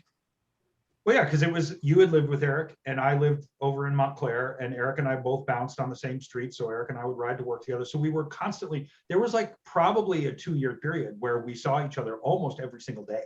And we didn't just see each other, we'd hang out and we'd go have lunch or have dinner, or I'd play with Mars or whatever. Like it was. Or we get kicked out of the car. Exactly. Like it was just constant. We were literally like our own little family. And Rachel. Hold on. I'll hold that thought. Rachel, tell the story about Eric on the phone when you were living with him. Oh my God. So Fritz and Eric were doing, they were doing their Merry Fritz. They did some projects together that were, they made a CD for everybody for Christmas and just other random weird stuff. But when I was living with Eric, I would laugh so hard because, again, this is a 6'4", 400-pound man on his bed with his feet up on the wall, like he's on his back, right? His feet up like a teenage girl, like he's on his back with his feet crossed and up against the wall, and he's on the phone with Fritz. What? Yeah. Oh, I know. Wait, what did she say again? And I was just like, oh my God, you little girls. Yep. And I would just tease them all the time because they were on the phone constantly. And Eric would be he'd be like twirling the cord and up on the, he might as well have had pigtails and been listening to albums. Like they were just, and they were like a married couple. They'd fight and they'd crack each other up all the time. I could always tell when he was talking to Fritz because he would be laughing his ass off. Fritz would crack him up all the time. And Eric's laugh was so infectious and so big and wonderful to hear. Yeah. So, when Fritz was there, Eric was always laughing and it was always funny, especially when you guys were doing one of the Fritzmas CDs. I was home and you guys were locked in his bedroom and they were just laughing their asses off for hours. And it was just so funny to listen to. It brought a lot of joy. I realized the first time I realized I was funny is when Eric told me I was funny. Like it was, yeah, me too. Because I could make Eric laugh made me realize I was like, oh, I guess I'm pretty funny. Me too, because I didn't hang out with funny people. No, me neither. And Eric was hilarious. And if I could make that guy laugh and that guy made me laugh as much, like it was just, and it was very kinetic. The three of us were like that chrome ball thing where it was just like we constantly were feeding off each other and feeding into each other. And it was a real comedy show. Yeah, it was. I mean, it's a sad thing that they didn't have all the technology that we have now, because we would have probably been famous. I mean, you guys are famous now to a certain extent on TikTok from what I hear. I know about that. We're micro famous. You got viral stuff going on. Meanwhile, my viral stuff all requires antibiotics. So, but following the three of us around, for a night would have been a good show for sure. Yeah, no doubt. I'm going to send you one of those CDs because I still have a bunch of them. So. Oh, yay. Yeah, you say something. He says something about the car on it. He says, "Oh, I got put on the naughty." Oh, fuck yeah! Yeah, you got on the naughty list for that. That's right. I forgot. That is on there because that goes in my truck every December. I think Eric was trying to put me on the nice list, and you're like, "Oh no, fuck that bitch. She's going on the naughty list." Yeah. I was like, "Oh no, she's on my naughty list," but that's for another reason we won't talk about here. Like, yeah, no, it was, but see, that was me feeding into you because you kept being like, "He's mad at me," and I'm like, "I'm not mad at you, but this is fun that she thinks I'm mad at her." So. And it was a shtick, we had a bunch of shticks that we and a tiny little bit of sadism, so it's just like, and I like Rachel thinks I'm mad. Fritz hates me. He hates me, doesn't he? Nope, he's just an asshole. He acts like that to everybody. And poor Eric, I mean, just he was the catalyst in the middle, but we were just assholes, and he was constantly putting up with our crap and carting us around and getting us out of trouble occasionally, and but he thought we were hilarious, so it was worth it to him, and I'd used him as furniture. I'd be drunk at the bar and just lay on him, like he'd just stand there and I just lay against him. It was like being on a bed that's standing up. And he was wonderful. And Marcelo, my son, used to crawl all over him like he was a mountain. Like he'd be sleeping, and I'd look for the baby, I couldn't find him, and I'd find him, he'd be perched on top of Eric, and Eric's snoring, and he'd just be up there like, "I'm king of the mountain." King of the meat mountain. Yeah, pretty much. Yeah, Eric could do a spot on Pee Wee Herman, and he's the only person I've ever heard do a perfect Scooby-Doo laugh. Like he was good at certain impressions. I mean, that just kind of gives you an idea on the kind of humor, like in the way his voice worked, and he was a wonderful person, a hilarious person, and Rachel really summed him up perfectly. I mean, again, he was so kind and he was so gentle despite his size. So that's why I think Rachel and I were so attractive to him, in the sense that because we were literally like crazy punk rock kids, and it was only because of the miracle of us finding a support structure that helped us survive our worst impulses, that we're still here. Because again, it was, Eric had said to me one point in our friendship that he was like, I don't ever want to fight you. And I was like, why? Like, just because, again, knowing that we never would, but I was like, why not? And he was like, because I'd have to kill you. And I was like, yeah, it's fair point. Like, straight up, like I literally am like fucking Michael Myers. Well, no, because I'm like Michael Myers. He knocked me down. I just get the fuck back up. So, but, and probably the same thing with Rachel, right? Probably. Yeah. Probably. Yeah, absolutely. Berserker rage. I got that from Mick. That's my Mick legacy for sure. Yep. And my dad lived with Eric too. Let's shift a little gears here. Let's talk about Mick. Why don't you, Rachel, tell the story about Mick on TV? Fritz might be able to tell us better than me, because I heard it like once or twice. But this was a story I heard it I think, Tugboat. I don't know. I didn't hold on. Yeah.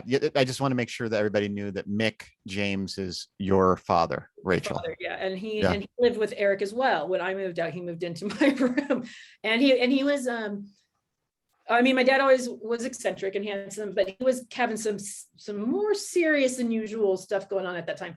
And I warned Eric, I was like, look, my dad is he's a little fucking nuts. And he's like, I met him, he's great. And I was like, okay, but when you live with him, it's a little different. Like, I'm just telling you, just giving you a heads up. And he thought my dad was hilarious. All the things that made me nuts about my dad and that I just was so embarrassed about or whatever, Eric thought was hilarious. Mm-hmm. And he loved my dad, and my dad loved him. When he died, my dad really, really grieved pretty hard for him. It was very difficult because he just adored Eric, because for the same reasons that we did. He was angry, wild, crazy guy, and Eric was this port in the storm, in our own little storms we were. And an accepting one that loved us no matter what, and loved us for the things that other people maybe didn't like about us. But Mick lived with Eric, and I don't know, something happened on the block or something, and the news was there, and Eric was talking to the news person. And Fritz, Were you there? You know this story. No, but Eric told me the story so many fucking times because again, like, so you tell it because I only heard it like once or twice. So yeah, I mean, essentially the preface is exactly right what Rachel said. Something had happened. The news was there and Eric was being interviewed. Now, one of the things I think it might have been is across the street, because I lived in that same house too. That was the thing. Rachel lived there, Rachel's dad lived there, I lived there, all with Eric. Like Eric was there for 15 plus years. And so we all cycled in and out of that place. We're like rotating roommates, basically. Yep, exactly. But right across the street, the house across the street at one point had become a halfway house for troubled teens. So I wouldn't be surprised if it had something to do with that, because it was a source of strife for the people there and the neighborhood. Like, again, I have nothing but the utmost sympathy for people in those places. So I'm not going to say anything negative, but again, the cops came out a lot because it was just what happened. So it was, but I don't remember if it was that specifically, but the news was there and Eric was out front of the house on the walkway talking to a reporter being interviewed on live television. Mick was in his room watching said live telecast, and Mick, being Mick, gets up, goes out to the front, opens the door and yells at Eric, says, "Eric!" And Eric's trying to ignore him. Eric's trying to have this interview. And Mick's like, "Eric!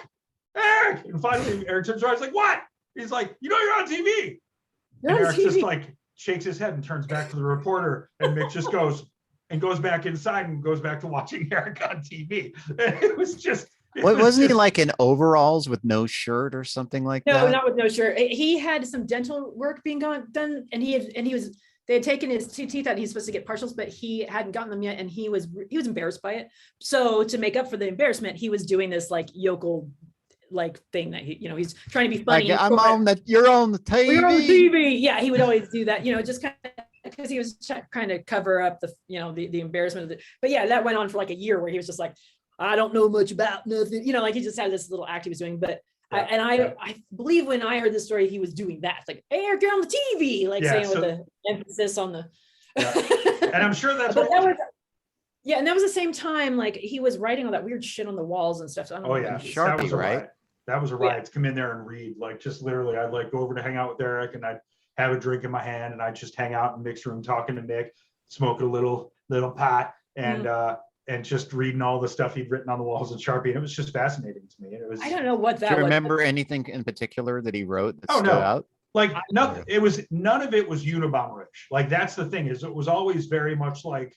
I want to touch her with my butt toucher was one. Yeah, that's one of them. Totally. That was about Jennifer Love Hewitt, though, right? I think so. I'm not sure. But it was all very humorous. It was kind of like, again, the ego and the id, but it was like the id was writing on the wall. Like it was the inside voice was literally being scripted as and that was absolutely his inside. I mean, if you listen to Walk Around at Night in the middle of the night, that's what would be coming out of his mouth when he was alone, and but didn't think he was listening. He was always babbling about weird, and it's something about Princess Caroline and Kennedy in the plane crash. I don't know. He had just weird stuff. That was a weird thing for him to do. I don't know what that was. He'd never done that anywhere else.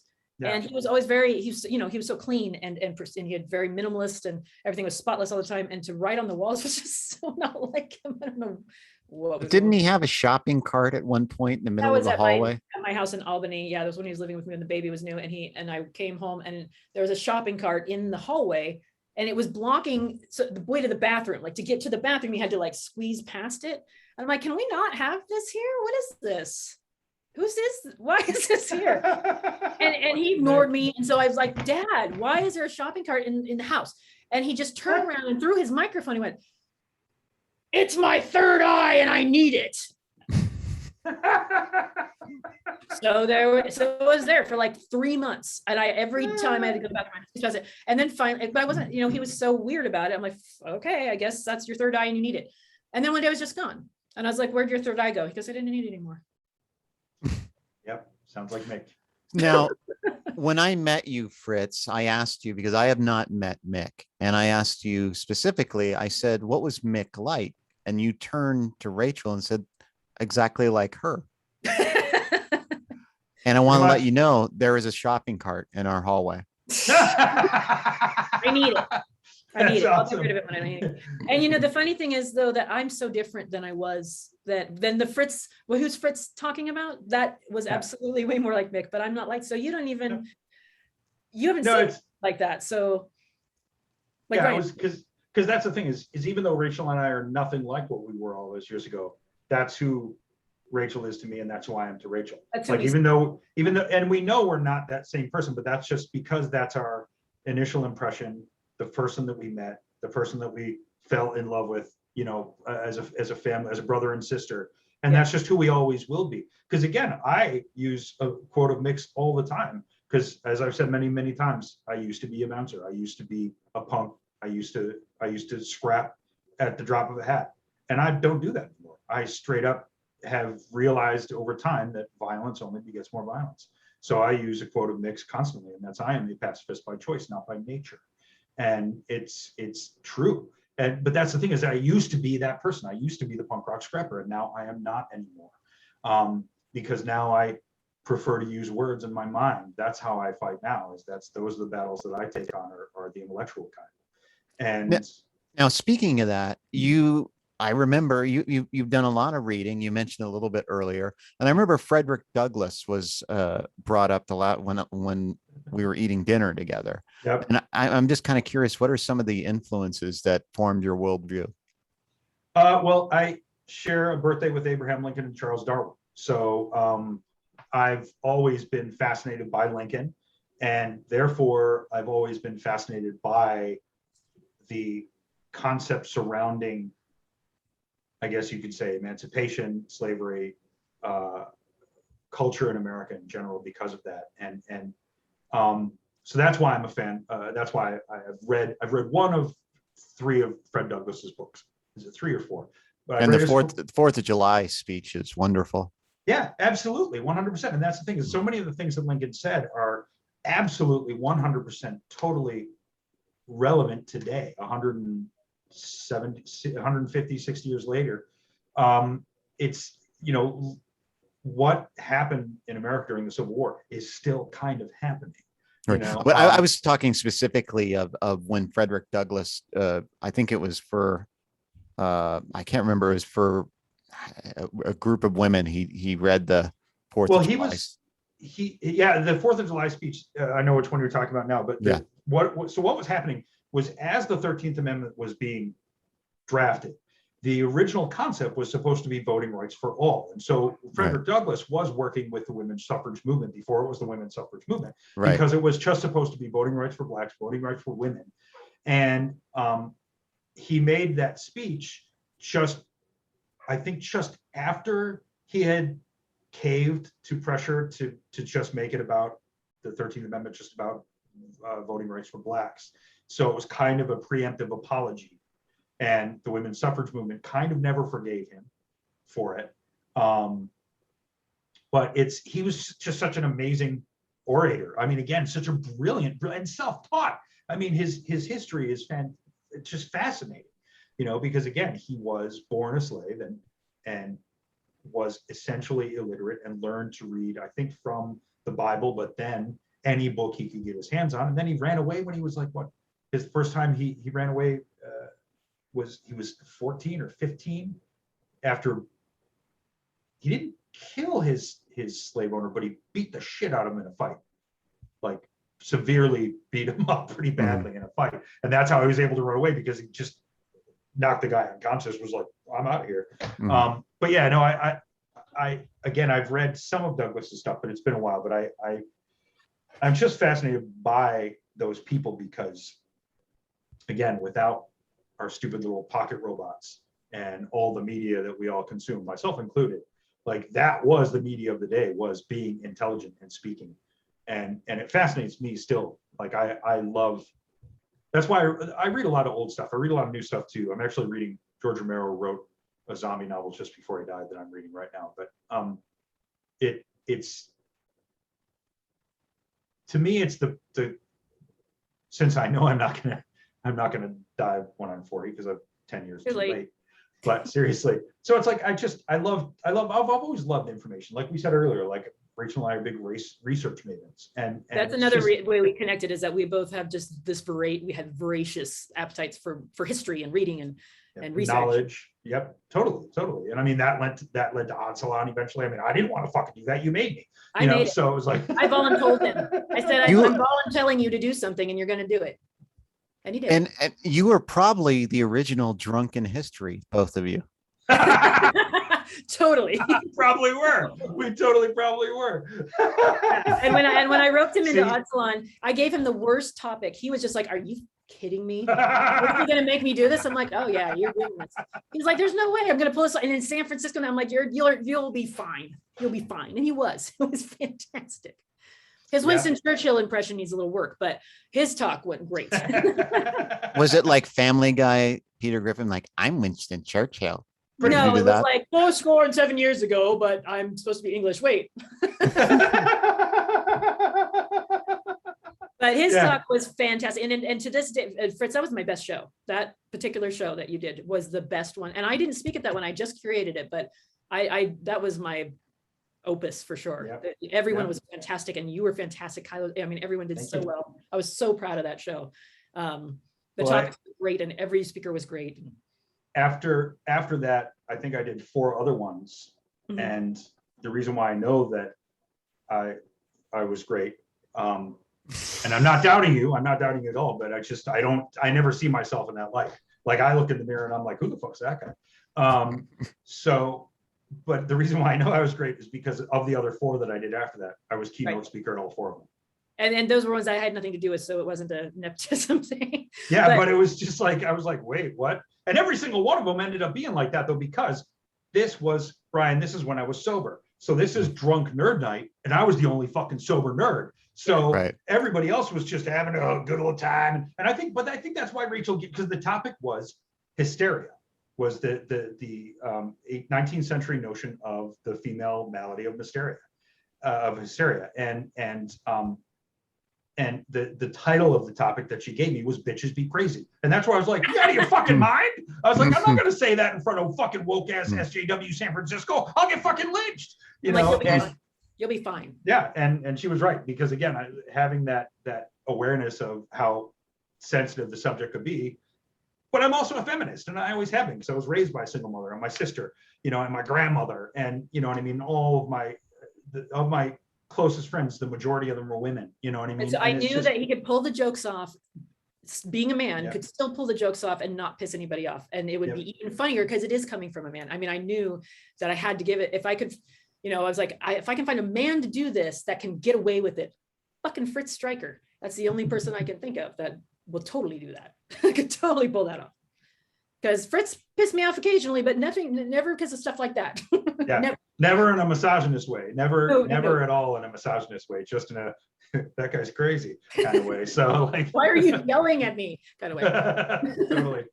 But yeah, no, I was you know, that love of knowledge is still, you know, it's still, because again, the Sinead O'Connor thing. Like I'm sure we had talked about it, but I forgot that you were also a rabid fan of hers as well. And that's why that memoir, when I heard it came out, I bought it right away.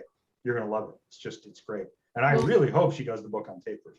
I think, Brian, that's really important if, you know, to get the whole Fritz picture, you know, of his journey, that we talk about Eric's death, because that was a pivotal moment for him. I mean, for all of us, but that was when the party ended for sure. Oh yeah. For everybody. Totally. Very, very sad thing that happened. Yep. And Fritz was there, you know, I was in LA at that point, and Fritz took care of him and while he was sick, and it was a very rough thing to watch Fritz go through as well. Not just Eric, but Fritz really suffered as well. And I want to put this picture up for a second. I thought this is from his memorial. This is Eric in a black and white photo in his suit with his hat off, with a very rare look on his face of contemplation and not goofiness. And it's one of my favorite photos, but it's sad. It's a sad photo too. In my opinion, because it's a look on his face that you didn't see much, and a very real, genuine one. Yeah, totally, 100%. All right, well, yeah, I'm more than happy to talk about that, because as Rachel and I have talked about before, like mental health, let's talk about it, let's get it out there, because it makes us all better if we understand, because it builds empathy. So when I moved back to San Francisco in 2008, I ended up moving in with Eric, because at that point I was like, I'm kind of tired of this like rando roommate bullshit. I'm a little too old. At that point I was 37 years old, and you know, just didn't want to do my first 7 years in San Francisco. That's all it was rando roommate, you know, and that was in my 20s, and that was fine. But in my 30s, I was like, nah, I'm not worth that shit. So, and Eric was his life partner. Yep. He was my hetero life partner. He and I were Jay and Silent Bob. Neither of us were silent. But yeah, so it didn't take long, but eventually I convinced him to let me move in with them, and we, you know, it just clicked. And the funny thing was that, and Rachel, you really appreciate this. Eric didn't want me to move in with them because, like we've talked about, Eric was thinking about the Fritz from the 90s. Eric was thinking about 20-year-old Fritz. Yeah, he was afraid you're going to wipe out the booze. He's cabinet. like, I can't have any pint glasses. But you did in used my to wipe out apartment. the booze cabinet. Eric had a very fancy tiki bar, and every time Fritz would come over, he'd just demolish it. Yeah. I'd be so pissed because he'd have to restock it completely. Yeah, totally. Because I was the kind of, again, full disclosure, I was the kind of alcoholic, Brian, where I would literally drink a fifth a night. Like an entire bottle a night was just enough to get me where I needed to go. Like I wouldn't get plastered off that fifth. I would get to where I needed to be, you know, where my addiction needed to be. Your baseline. Yeah, for my baseline, exactly. Yeah. And so much so that Mick, one night I was drinking, I can't remember what it was called, but it was this black vodka shit. And Nick even said to Eric, because Eric told me this, Mick even said, he's like, that's somebody who really needs his liquor is willing to drink that shit. He was absolutely right. And because, man, I was shitting green for like a week after that. It was terrible. That the dye that was in that stuff, I'm surprised that didn't kill me alone. But anyway, so I moved in with Eric in 2008. And you know, at that point, his health was he'd already been in and out of the hospital. Oh, okay. So rewind actually, because New Year's Eve, 2006-07, an old friend of ours, Amber, was living in Pensacola, Florida, and I had taken a vacation out to go to New Orleans with her for New Year's Eve, because it's like a 4 or 5 hour drive from Pensacola. So I flew out from LA to hang out with her. We went to New Orleans for New Year's, and on New Year's Eve, we tried to call Eric and we didn't get a hold of him. We got his voicemail. We're like, whatever, he's out partying, no big deal. So we drive back to Pensacola, and then Eric gets in touch with me, I think like about a week later. I think I was already back in LA, and he tells me he was in the hospital for heart failure, and that's why he didn't get back to us. So I was like, oh shit, this stuff's starting to happen. So I came back that summer, 2007, and hung out with a little bit, and at that point I was like, I think I need to go back. So a year later, I ended up moving back to San Francisco, and then I moved in with Eric, and again, was already aware that his health was deteriorating. And so when I moved in with him, I was like, this is great, because now we can just, again, we're already hetero life partners. We might as well make it official. And, you know, and it was really, really good because, you know, for as tidy as Eric was, he was a fucking slob. Like his bedroom was clean, but the rest of the house was like the kitchen should have just been exploded and wiped seriously off. It was filthy. The kitchen was terrible. It was and in his defense, it was basically just because he really didn't have the energy to do it all the time, and he was a dog. He had dogs all the time, so it was just kind of like a thing. So I was really mad at him about the shower until we had a conversation about it, and he told me, because he used to take a shower, a long shower, and then he'd powder himself, like baby powder himself everywhere. And so when I'd get in the shower, it'd just be this huge glob of baby powder and hair stuff. And I had to I couldn't even get into it without cleaning it. And I get so pissed off at him. And finally I was like, oh my God, Eric, this sucks. Why, you know? And he just looked at me and didn't say anything for a second. He's like, I can't get down there to clean it, Rachel. And he was really embarrassed, and I was mortified because that didn't occur to me. That hadn't occurred to me that he couldn't physically get down low enough to clean it out. And I was being a bitch about it, and I felt horrible, but because I was like, fuck, I'm sorry. I'm totally sorry. It's not a big deal. I'll take care of it from now on. But it was something I couldn't really conceive of. I just didn't. Right. Obviously he's big, but I just wasn't thinking that far ahead. And I felt really awful. He had to tell me why, because he definitely didn't want to. But No, yeah. absolutely. And again, he was always very self-conscious of that stuff, and he was always an extremely independent person and never wanted to admit when he needed help with certain things. And that's why I think that we were so close to him, is because we had that closeness. He was able to, even just for a few fleeting moments, let that vulnerability be exposed and say what he needed to say that we needed to know, because he knew we could accept it. Yeah, You know, because again, he hide it typically from people. yeah, exactly. Again, the ego and the id, his ego would constantly fight back against it, but every once in a while his id would win and be like, these two are my people, they're my family, they're my blood, they need to know this. So when I moved in, I tore up all those horrible carpets and laid all laminate floors, like painted the entire place, and just kept the place clean, because I was like, whatever, this is just how I roll when I live alone, so I don't mind doing it for the two of us. It's not that big a deal, and once it's clean, it's easy to keep clean, so you're the best little wifey. yeah, exactly. I totally was. So then come early 2011, he got pneumonia again, and I think he had got it once or twice when we were living together. So I moved in 2008, and early 2011, so like end of January, he was sick, and he was in bed for basically like a week. And I had just started working again after the last financial crisis. My worst year was actually 2010, not 2008 or 9, but 2010 was the year I only worked like a month. It was just terrible for me that year. And so Eric and I had survived because, we just survived. But so I just started working again, and Eric was in bed probably for like a week. And one day when I was leaving for work, I was like, dude, if you're really sick, you should probably go to the hospital. Because I was worried about something happening when I wasn't there. Who knows what could happen. So that night, or that during the day, some point during the day that day, he called me up and he said, yeah, I called an ambulance and I'm at Ashby Hospital. And I was like, cool. I think that's the name of it. I can't remember. Anyways. It's on Ashby, but it's. Yeah, I can't remember the name of it, but it's that hospital on Ashby. So I was like, all right, cool.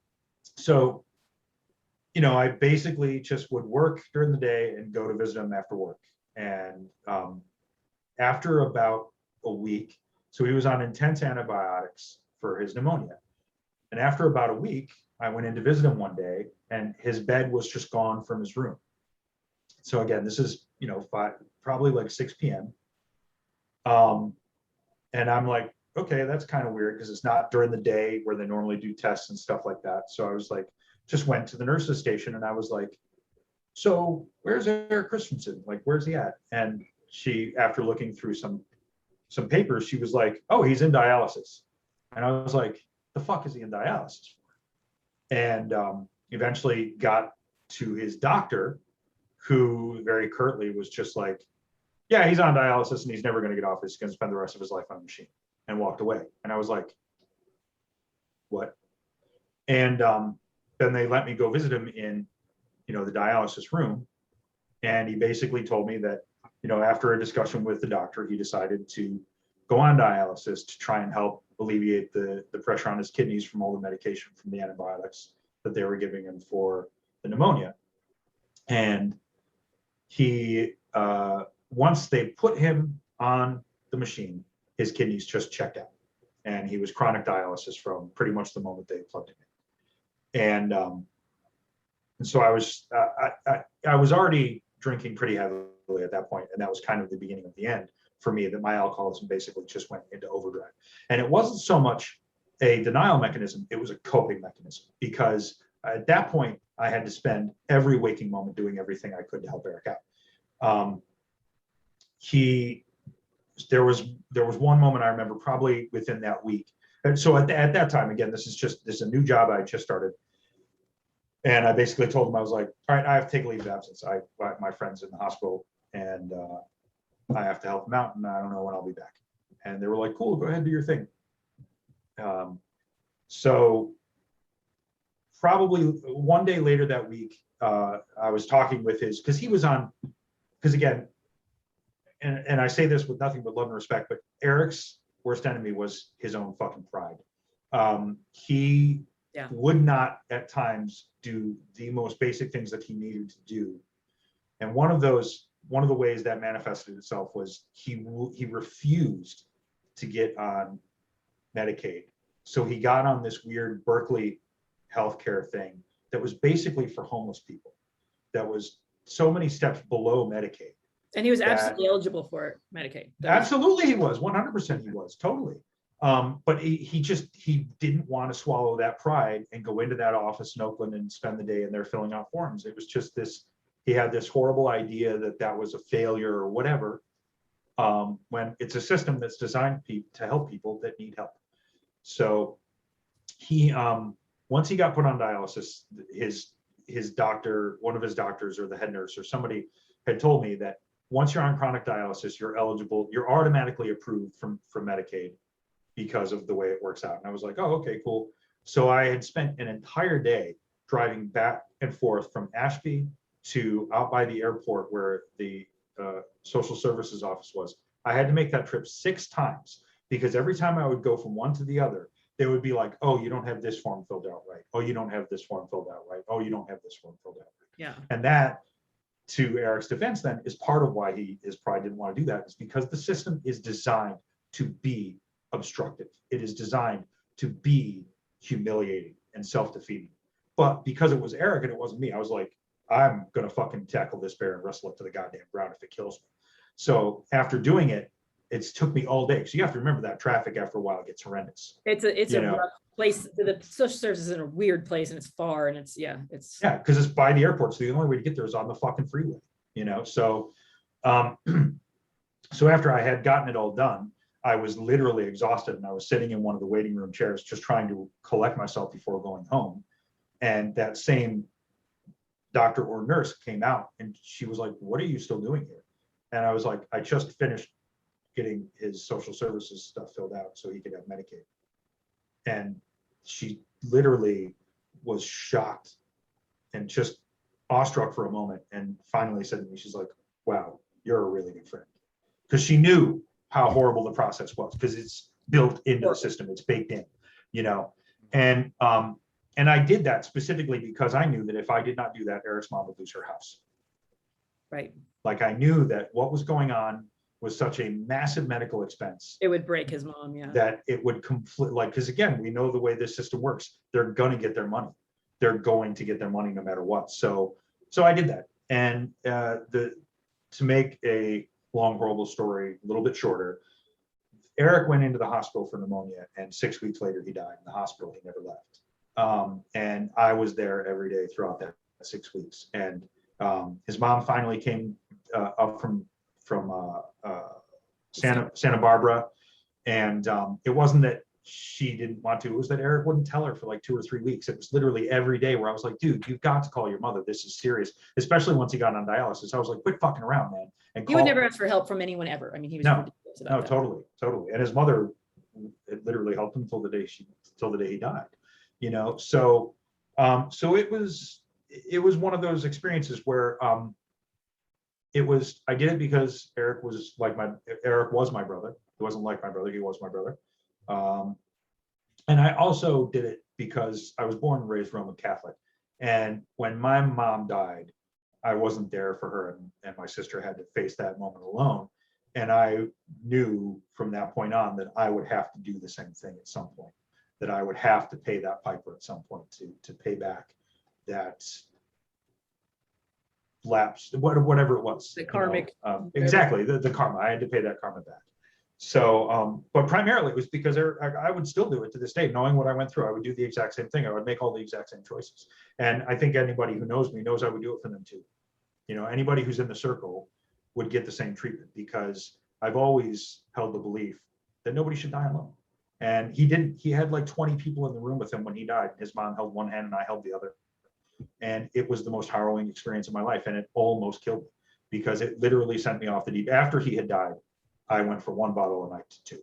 And I spent the next 2 years basically trying to drink myself to death. And, went to rehab twice in that time, and, sobered up twice in that time, and went right back to the bottle. And I mean, it was brutal. What kept you off it? Well, So, okay, I actually remember what kept me off. Now, for a second, I was going to be flipped about it and just make some side remark. But I remember when I was real deep in my cups at the beginning of 2013. So this is 2 years later. Eric died March 10th, 2011. This is probably around that same time, 2013. I was drinking myself like crazy. I was drinking a ton. And I knew I was going to leave the job that I was at because, again, this was the Facebook job. This was like, it wasn't just Eric. I was also going through this thing where I was like, holy shit, this Frankenstein's monster of technology is going to doom us all if we don't fucking wrangle it soon. So I knew I was going to leave this job. So I went to get a physical because I was like, fuck it, whatever. I'll just get another physical real quick and just see how things are going. I was drinking, like I said, 2 bottles of whiskey a night. I was probably smoking 2 packs of cigarettes a night. I'd go in for this physical and I kind of expect the doctor to be like, you're going to fucking die. Like Nick Cage in Leaving Las Vegas, kind of like the doctor be like, okay, you don't do something, you're dead in 6 months. And our friends were taking interventions, our friends, like people that you would never like. Yeah. When our group starts staging an intervention, it was worrisome. Well, so I go into this physical and the doctor is basically like, you have slightly elevated triglycerides. Your kidney and liver are fine. And you're invincible. And I knew, like, it was, I don't know about invincible, but I knew at that moment that I'm not even a fan, per se, of this guy's work, but I literally had that 50 Cent quote go through my head where I was like, well, I either got to get busy living or get busy dying, because this slow fucking path ain't going to do it. I just had that revelation that I was like, this stupid thing that I'm trying to do isn't going to fucking work.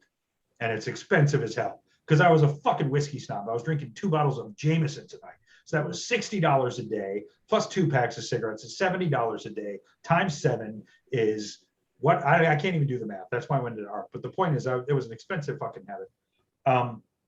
And Rachel, I don't know if you remember this or not, but it wasn't so much that our friends had an intervention. I had a moment where I thought I was going to kill myself, and I texted all of you. Yeah. Where I literally like texted everybody that was in my inner circle.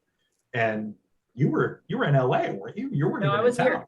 I just gotten here. But recovering from my cancer stuff. Oh, that's right. Totally. So yeah, but I had reached out to you and Elise and Catherine and Stacy. And I just texted everybody in my book that I was close with, and basically just sent out a flare. I was like, hey, I'm thinking about doing some pretty awful shit, and I think I need some help. And you couldn't come because of your cancer stuff, but Elise came, Stacy came, Catherine came, and they basically spent the night with me. Yeah. Other people came other nights, because I had reached out to a friend down in Santa Cruz, so obviously she couldn't make it, but she was there like the following weekend. But basically that was kind of it. It was just, I kind of came to that realization that I was like, I don't want to do this anymore. And I went to AA and I started, I did the 99 and I threw myself into it. I literally was like, I just need to sober the fuck up because I have this disease. And again, it's not going to kill me quickly if I want to do it that way. So if I don't want to die, then I need to stop drinking, period, and just be done with it. Because every other time I'd sobered up before, Brian, I always had in the back of my mind the little caveat, oh, I can drink again when? Oh, I can do this again in the future at some point. And this was the one time where I was like, nope. Well, can I just point out that Fritz and I both thought we wouldn't make it to 40 by any stretch of imagination, and I recovered from cancer, and he recovered. And how old was Eric when he died? Eric was 42. Eric went into the hospital 2 weeks before my birthday, so I spent my 40th birthday that Eric and I were supposed to spend together with other people. Yeah. And it was so yeah. How's that for some bullshit? The way life works. Yeah, and I often tell people that Eric, clinically, Eric died of heart and kidney failure, but what Eric really died of was lack of healthcare. Yes. It's because of Eric and my mother that I'm such a rabid proponent for radical healthcare reform in this country. Universal healthcare. Absolutely. Yeah. There's absolutely no reason in the world why the richest country in the history of the world cannot at least give the same amount of healthcare that our wonderful neighbors to the north can give themselves. Fuck the UK and fuck Europe.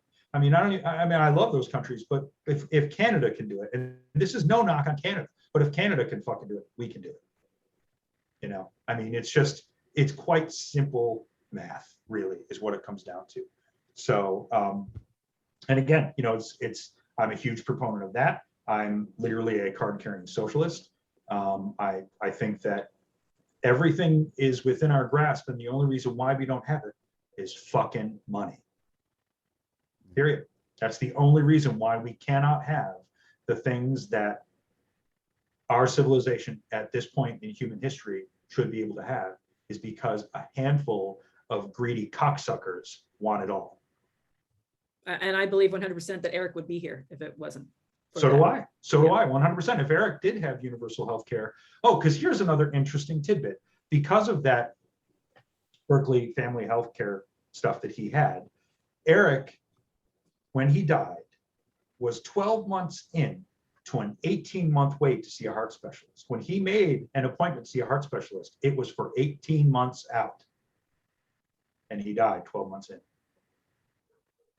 He didn't die of heart and kidney failure. He died of lack of healthcare. He died of the atrocious, punitive healthcare model that we have in this country that is shameful. It's just absolutely abhorrently shameful. When you look at the numbers, and I look at the numbers all the time. Again, research guy. I do a lot of research all the fucking time. I work in porn and I paint, and I have about 12 hours a day to spend fucking reading. So. Oh, you're a fortunate man. Well, so we're approaching Halloween, so I guess the scariest thing is our healthcare system. Well said, brother. That's absolutely well said. Did I freeze up again on you guys, or no, you're okay, there. Cool. You're there. Cool. Yeah. Because I can hear you guys, but your images are frozen on mine. So I'm just frozen. I'm just a frozen human That's being. just my network bandwidth is low, it says now. What are you talking about? I just paid for better internet, you twats. Anyways, but so we do need to start wrapping up. But Twats, that's a good one. What's that? I said twats. That's a good one. I haven't used that one in a while. You said twat? I didn't. Yeah. Oh, I love profanity. I absolutely adore it. Well, thank you for swearing. Like, you're welcome, brother. I'll fucking swear anytime. Awesome. Fucking love it. So I want to ask a few questions to close up both of you, because we are I mean, it's going to be Halloween this weekend. This will be uploaded probably on November 6th, so we'll be after Dia de los Muertos. Mm-hmm. And being that we're, the Day of the Dead is approaching as well, I want to ask, what gift, both of you, I want to ask you this question. What gift did Eric give you with his life? Well, I mean, for me, it was a lot of things, but it was joy. It was a camaraderie and a fellowship that I have rarely felt with other men. I have a lot of very close women friends, but because of bullshit male posturing, most guys just won't let their vulnerability show.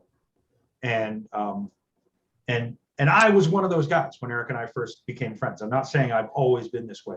You were a victim of toxic masculinity. Toxic masculinity, absolutely. I totally was. And I mean, but it was because of the closeness that we shared and the time that it took to break down those barriers, that he allowed me to be myself, to be vulnerable. Oh, did Fritz go on the Fritz? Yeah, he's okay. We'll wait till he gets back. Wait a he's second. locked up. Okay. Let's talk about your toxic masculinity, Rachel. I really do have a problem with that. I'm a little bit of a misogynist. Oh no! Ta-da! Oh, there, you're back. My internet is acting so fucking crazy. Like, I've got some high-end internet. I don't know why it's doing this right now. So we left off that while you're gone, I was talking about Rachel's toxic masculinity, but that's where we left off with you.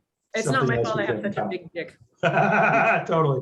But no, it was like that. And I mean, again, I hope to, so Eric's greatest gift was that companionship that allowed me to understand that men can be that way. You know what I mean? That women don't have the market cornered for compassion and vulnerability, that we can be the people we are. And the other greatest gift that he gave me was understanding grief and pain enough that I sought the mental health that I needed that helped me become a better person. And I know that's kind of a shitty thing to say, that his death helped me get better, but it did in a way, because I had a very unhealthy comprehension of death and grief before Eric died. And it was only through a shitload of work and a shitload of therapy and a ton of tearing down my toxic masculinity for me to understand that and accept it. So that was the gift that he gave. Those are the gifts he gave to me, amongst many other things, but those are the most important. Thank you. And now, Rachel, your toxic masculinity. Well, I think, Fritz just made me think of something that hadn't really occurred to me before. And that's that, we were both maniacs and we were both rowdy and abrasive and obnoxious. But we also, I took care of Mick through his illness and death. And we are also the type of person that will do that. We are also the type of person who, we may not be able to take us anywhere and we may be, rowdy or whatever, but if you need a caregiver on your deathbed, we'll do it. We'll do anything. And Eric saw that in us. He saw it in us before we knew it was in us.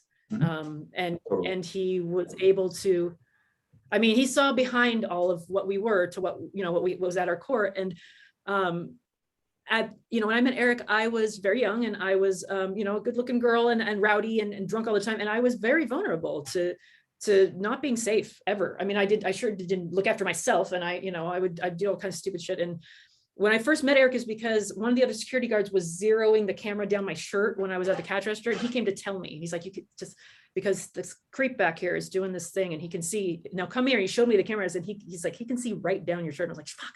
But he came to tell me that. And that was the first time out of hundreds of times that he was watching out for me and had my back. And, I was able to work at the strip club because he was there and I felt safe all the time. And what Eric gave me was a security and a safety that I was not accustomed to. He was a male who never did anything weird. I was always in good hands. I was always safe. I always knew I would be okay if Eric was there, always. And that he was going to let anybody near me and that he was safe. And that was not something I had experienced until Eric. It was a male friend who I could trust completely and who always was watching out for me, always.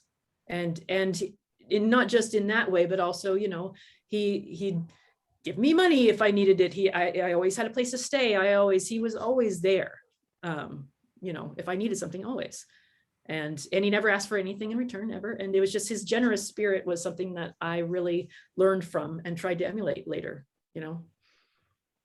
because he was very generous. He was very generous with his time, with his money, with his feelings, with his laughter, with everything. He was just very giving and good. And he looked out for everybody. He wanted everybody to be having a good time and be safe and okay. And he did it in a way that wasn't aggressive and wasn't, overbearing or anything like that. He really wanted, I think Eric always really wanted a family, like his own kids, like he wanted to get married and have kids and stuff, but it just wasn't something he thought he could have. So he made us his family and he took care of us like he was our daddy, sort of, and that sounds a little weird, but he did, and that it was very nice. It was a very nice feeling if Eric loved you. Very nice to be loved by Eric. Thank you. Since you mentioned Mick, what was the greatest gift that Mick gave you, Rachel, and Fritz? Mick gave me everything. He gave me my voice in every way. He gave me my singing voice. He gave me my loud voice. He gave me my independent voice. He taught me to be everything I am. I can't narrow that down to one thing at all. I am, as Fritz says, I am Mick. I am Mick. And I'm very proud to be Mick. And my dad struggled with that violence in his heart his whole life. And he wanted so much to be a pacifist. And he did. He learned to choose to be that. And he told me right before he died, he said, I always taught you to stand up for what was, for what was right and to stick up for yourself and not let anybody walk on you and not let anyone ever hurt anyone else and to fight like a fucking maniac, like fight. Like Fritz. Never go down. Yeah. Never just, if you have to get dragged to hell, drag them with you. And he said, and I'm not sure that was the right thing to teach you. because I was holding grudges and I was having this, bitterness and resentments that were building up. And even in that last, that last year of his life, he was still teaching me to be better, because he was always trying to be better. And he was admitting, like, I wanted to protect you and I wanted you to be strong, but I might overcorrected, and maybe you need to think about that before you're 65 and mellow out a little bit. But yeah, my dad was a very special person, and he taught me everything I know, including how to curse like a sailor. Thank you. And Fritz, what did Mick give you? Well, aside from the the quote that I mentioned earlier, the butt toucher. That's a classic. No, I'm a pacifist by choice, not by nature. It's something that I say almost daily at this point in my life, because for totally different reasons, Rachel and I had that same experience where I was a fighter because that was how I survived many years that I shouldn't have survived. And now that I'm older and, I don't know, seasoned, if not maybe a little bit wiser, that it might have not been the best for every possible situation, but it got me to where I am today. And I'm grateful that I did what I did, but at the same time, that quote of Nick's is genius, because it's true. Because my nature is, I'm German Irish, and I've got a temper like nobody's fucking business. And my gut reaction when I get pissed off is to knock somebody's teeth out.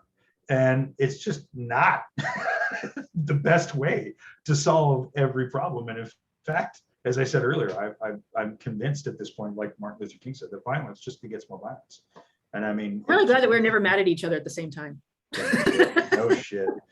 Or maybe we were, and Eric was just in between us, and there was no way to get to each other. So it was a wall of Eric. Exactly, I can see him doing this, like with both of our heads, like our head in each hand, and just keeping us away from just like a cartoon, and both of us all seriously. But the other great thing that Mick gave me was Rachel, and I know that's corny, but it's true. So there you go. There you go. So thanks, Mick and Eric. So this is something I've been starting to ask people, Fritz. If you could say something to everyone on earth simultaneously at the same time, as if you were an omnipotent voice, what would you say? I would say that. Wait, because he only gets one word, right? No, he can say something. What? If he can't do one word. He can't. If I only get one word, it's cunt. Everybody on earth hears cunt simultaneously. That would be the weirdest experience. Somebody say cunt? What'd you call me? Cunt? I think it would just start a bunch of fights. Seriously. But truth be told, like the phrase that I would say to everybody is, if I could, to kind of mangle or paraphrase Carl Sagan, is that we're all brothers and sisters under the stars. It's really that simple. Like all the shit that we fight about is made up bullshit. If there's one thing I'm completely against, it's jingoism of any kind. It's borders, flags, they're all fucking made up. And we're all in this together, every single one of us. So that would be the one thing I would say, is that it's just, we're all brothers and sisters. We're all family. We should all love each other. Thank you. And also, go ahead, Rach. I said, and also cunts. And also cunts. We should all love each other, cunts. Fucking cunts. So, would your epitaph be the same thing? Would it just be cunt? It will be if I have anything to do with it. Exactly. And that's why I'm hoping for a Viking funeral, because I don't want no fucking stone. That's your epitaph. Yep. Just ashes to ashes, baby. Just send me back, because that's all it is. Don't waste real estate on my ass. Fuck that.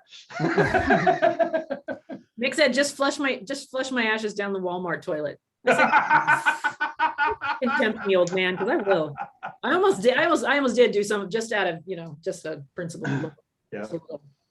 So before we close out, is there anything you'd like to say to each other? I love you. I love you too, bitch. And I'm really glad that we're still friends and that. No, me too. both Me alive and too. stuff. Absolutely. Even though now we're 3,000 miles apart. Like And it's I'm just proud of you. I'm proud of both of us. likewise. Yeah, I was going to say the same thing. I mean, again, because Brian, like we said a number of times tonight, like Rachel and I became such good friends because we were two of a kind. And neither of us, without any irony or sarcasm, neither of us thought we'd make it past a certain age, and that was sincere. It's like I love Rachel. She's my sister. Again, we're family, and it thrills me that we still are not only close, but we get to do stuff like this every once in a while, which is fucking cool. Because I miss you guys. It's been far too long since I've been able to see your wonderful faces. So We got to figure out a way to rope you into one of the TikToks because they're funny and you. Okay. Get us kicked off though for a minute, probably. There you go. Do it. Just like the Absalom thing, it's like, you tell me to do it, I'll fucking do it. I can volunteer Fritz to do all kinds of shit. That's another thing I love about Fritz. No shit. I want you to. I don't want to. I don't care. I didn't ask you. Get in the car. Get in the car. Well, I hope that somehow we can make it out back east to see you, because I love you and I appreciate you and thank you for doing this. Likewise, Brian, I love you too, brother. And thank you for sharing what was alive within you, or what is alive within you. Thank you. And well, that's it. Rachel, do you have anything else you need to say? No, nothing else that I need to say. All right. Guns. No, nothing. All right. Thank you, Fritz. Appreciate it. You're very welcome. Thank you. Fritz Stryker, everybody. Thank you for listening to the Blind Man in Black on Apple Podcasts and watching on YouTube. Please rate, subscribe, and review. It really helps. And also watch Rachel and I being exhausting on TikTok, the Exhausting Snyders. We're exhausting. We are. I'm exhausted. I'm exhausted. All right, everybody. Happy Halloween, even though this is after Halloween, and be safe during the holidays, and much love and many hugs. Now our awkward ending. Awkward ending. Here we go.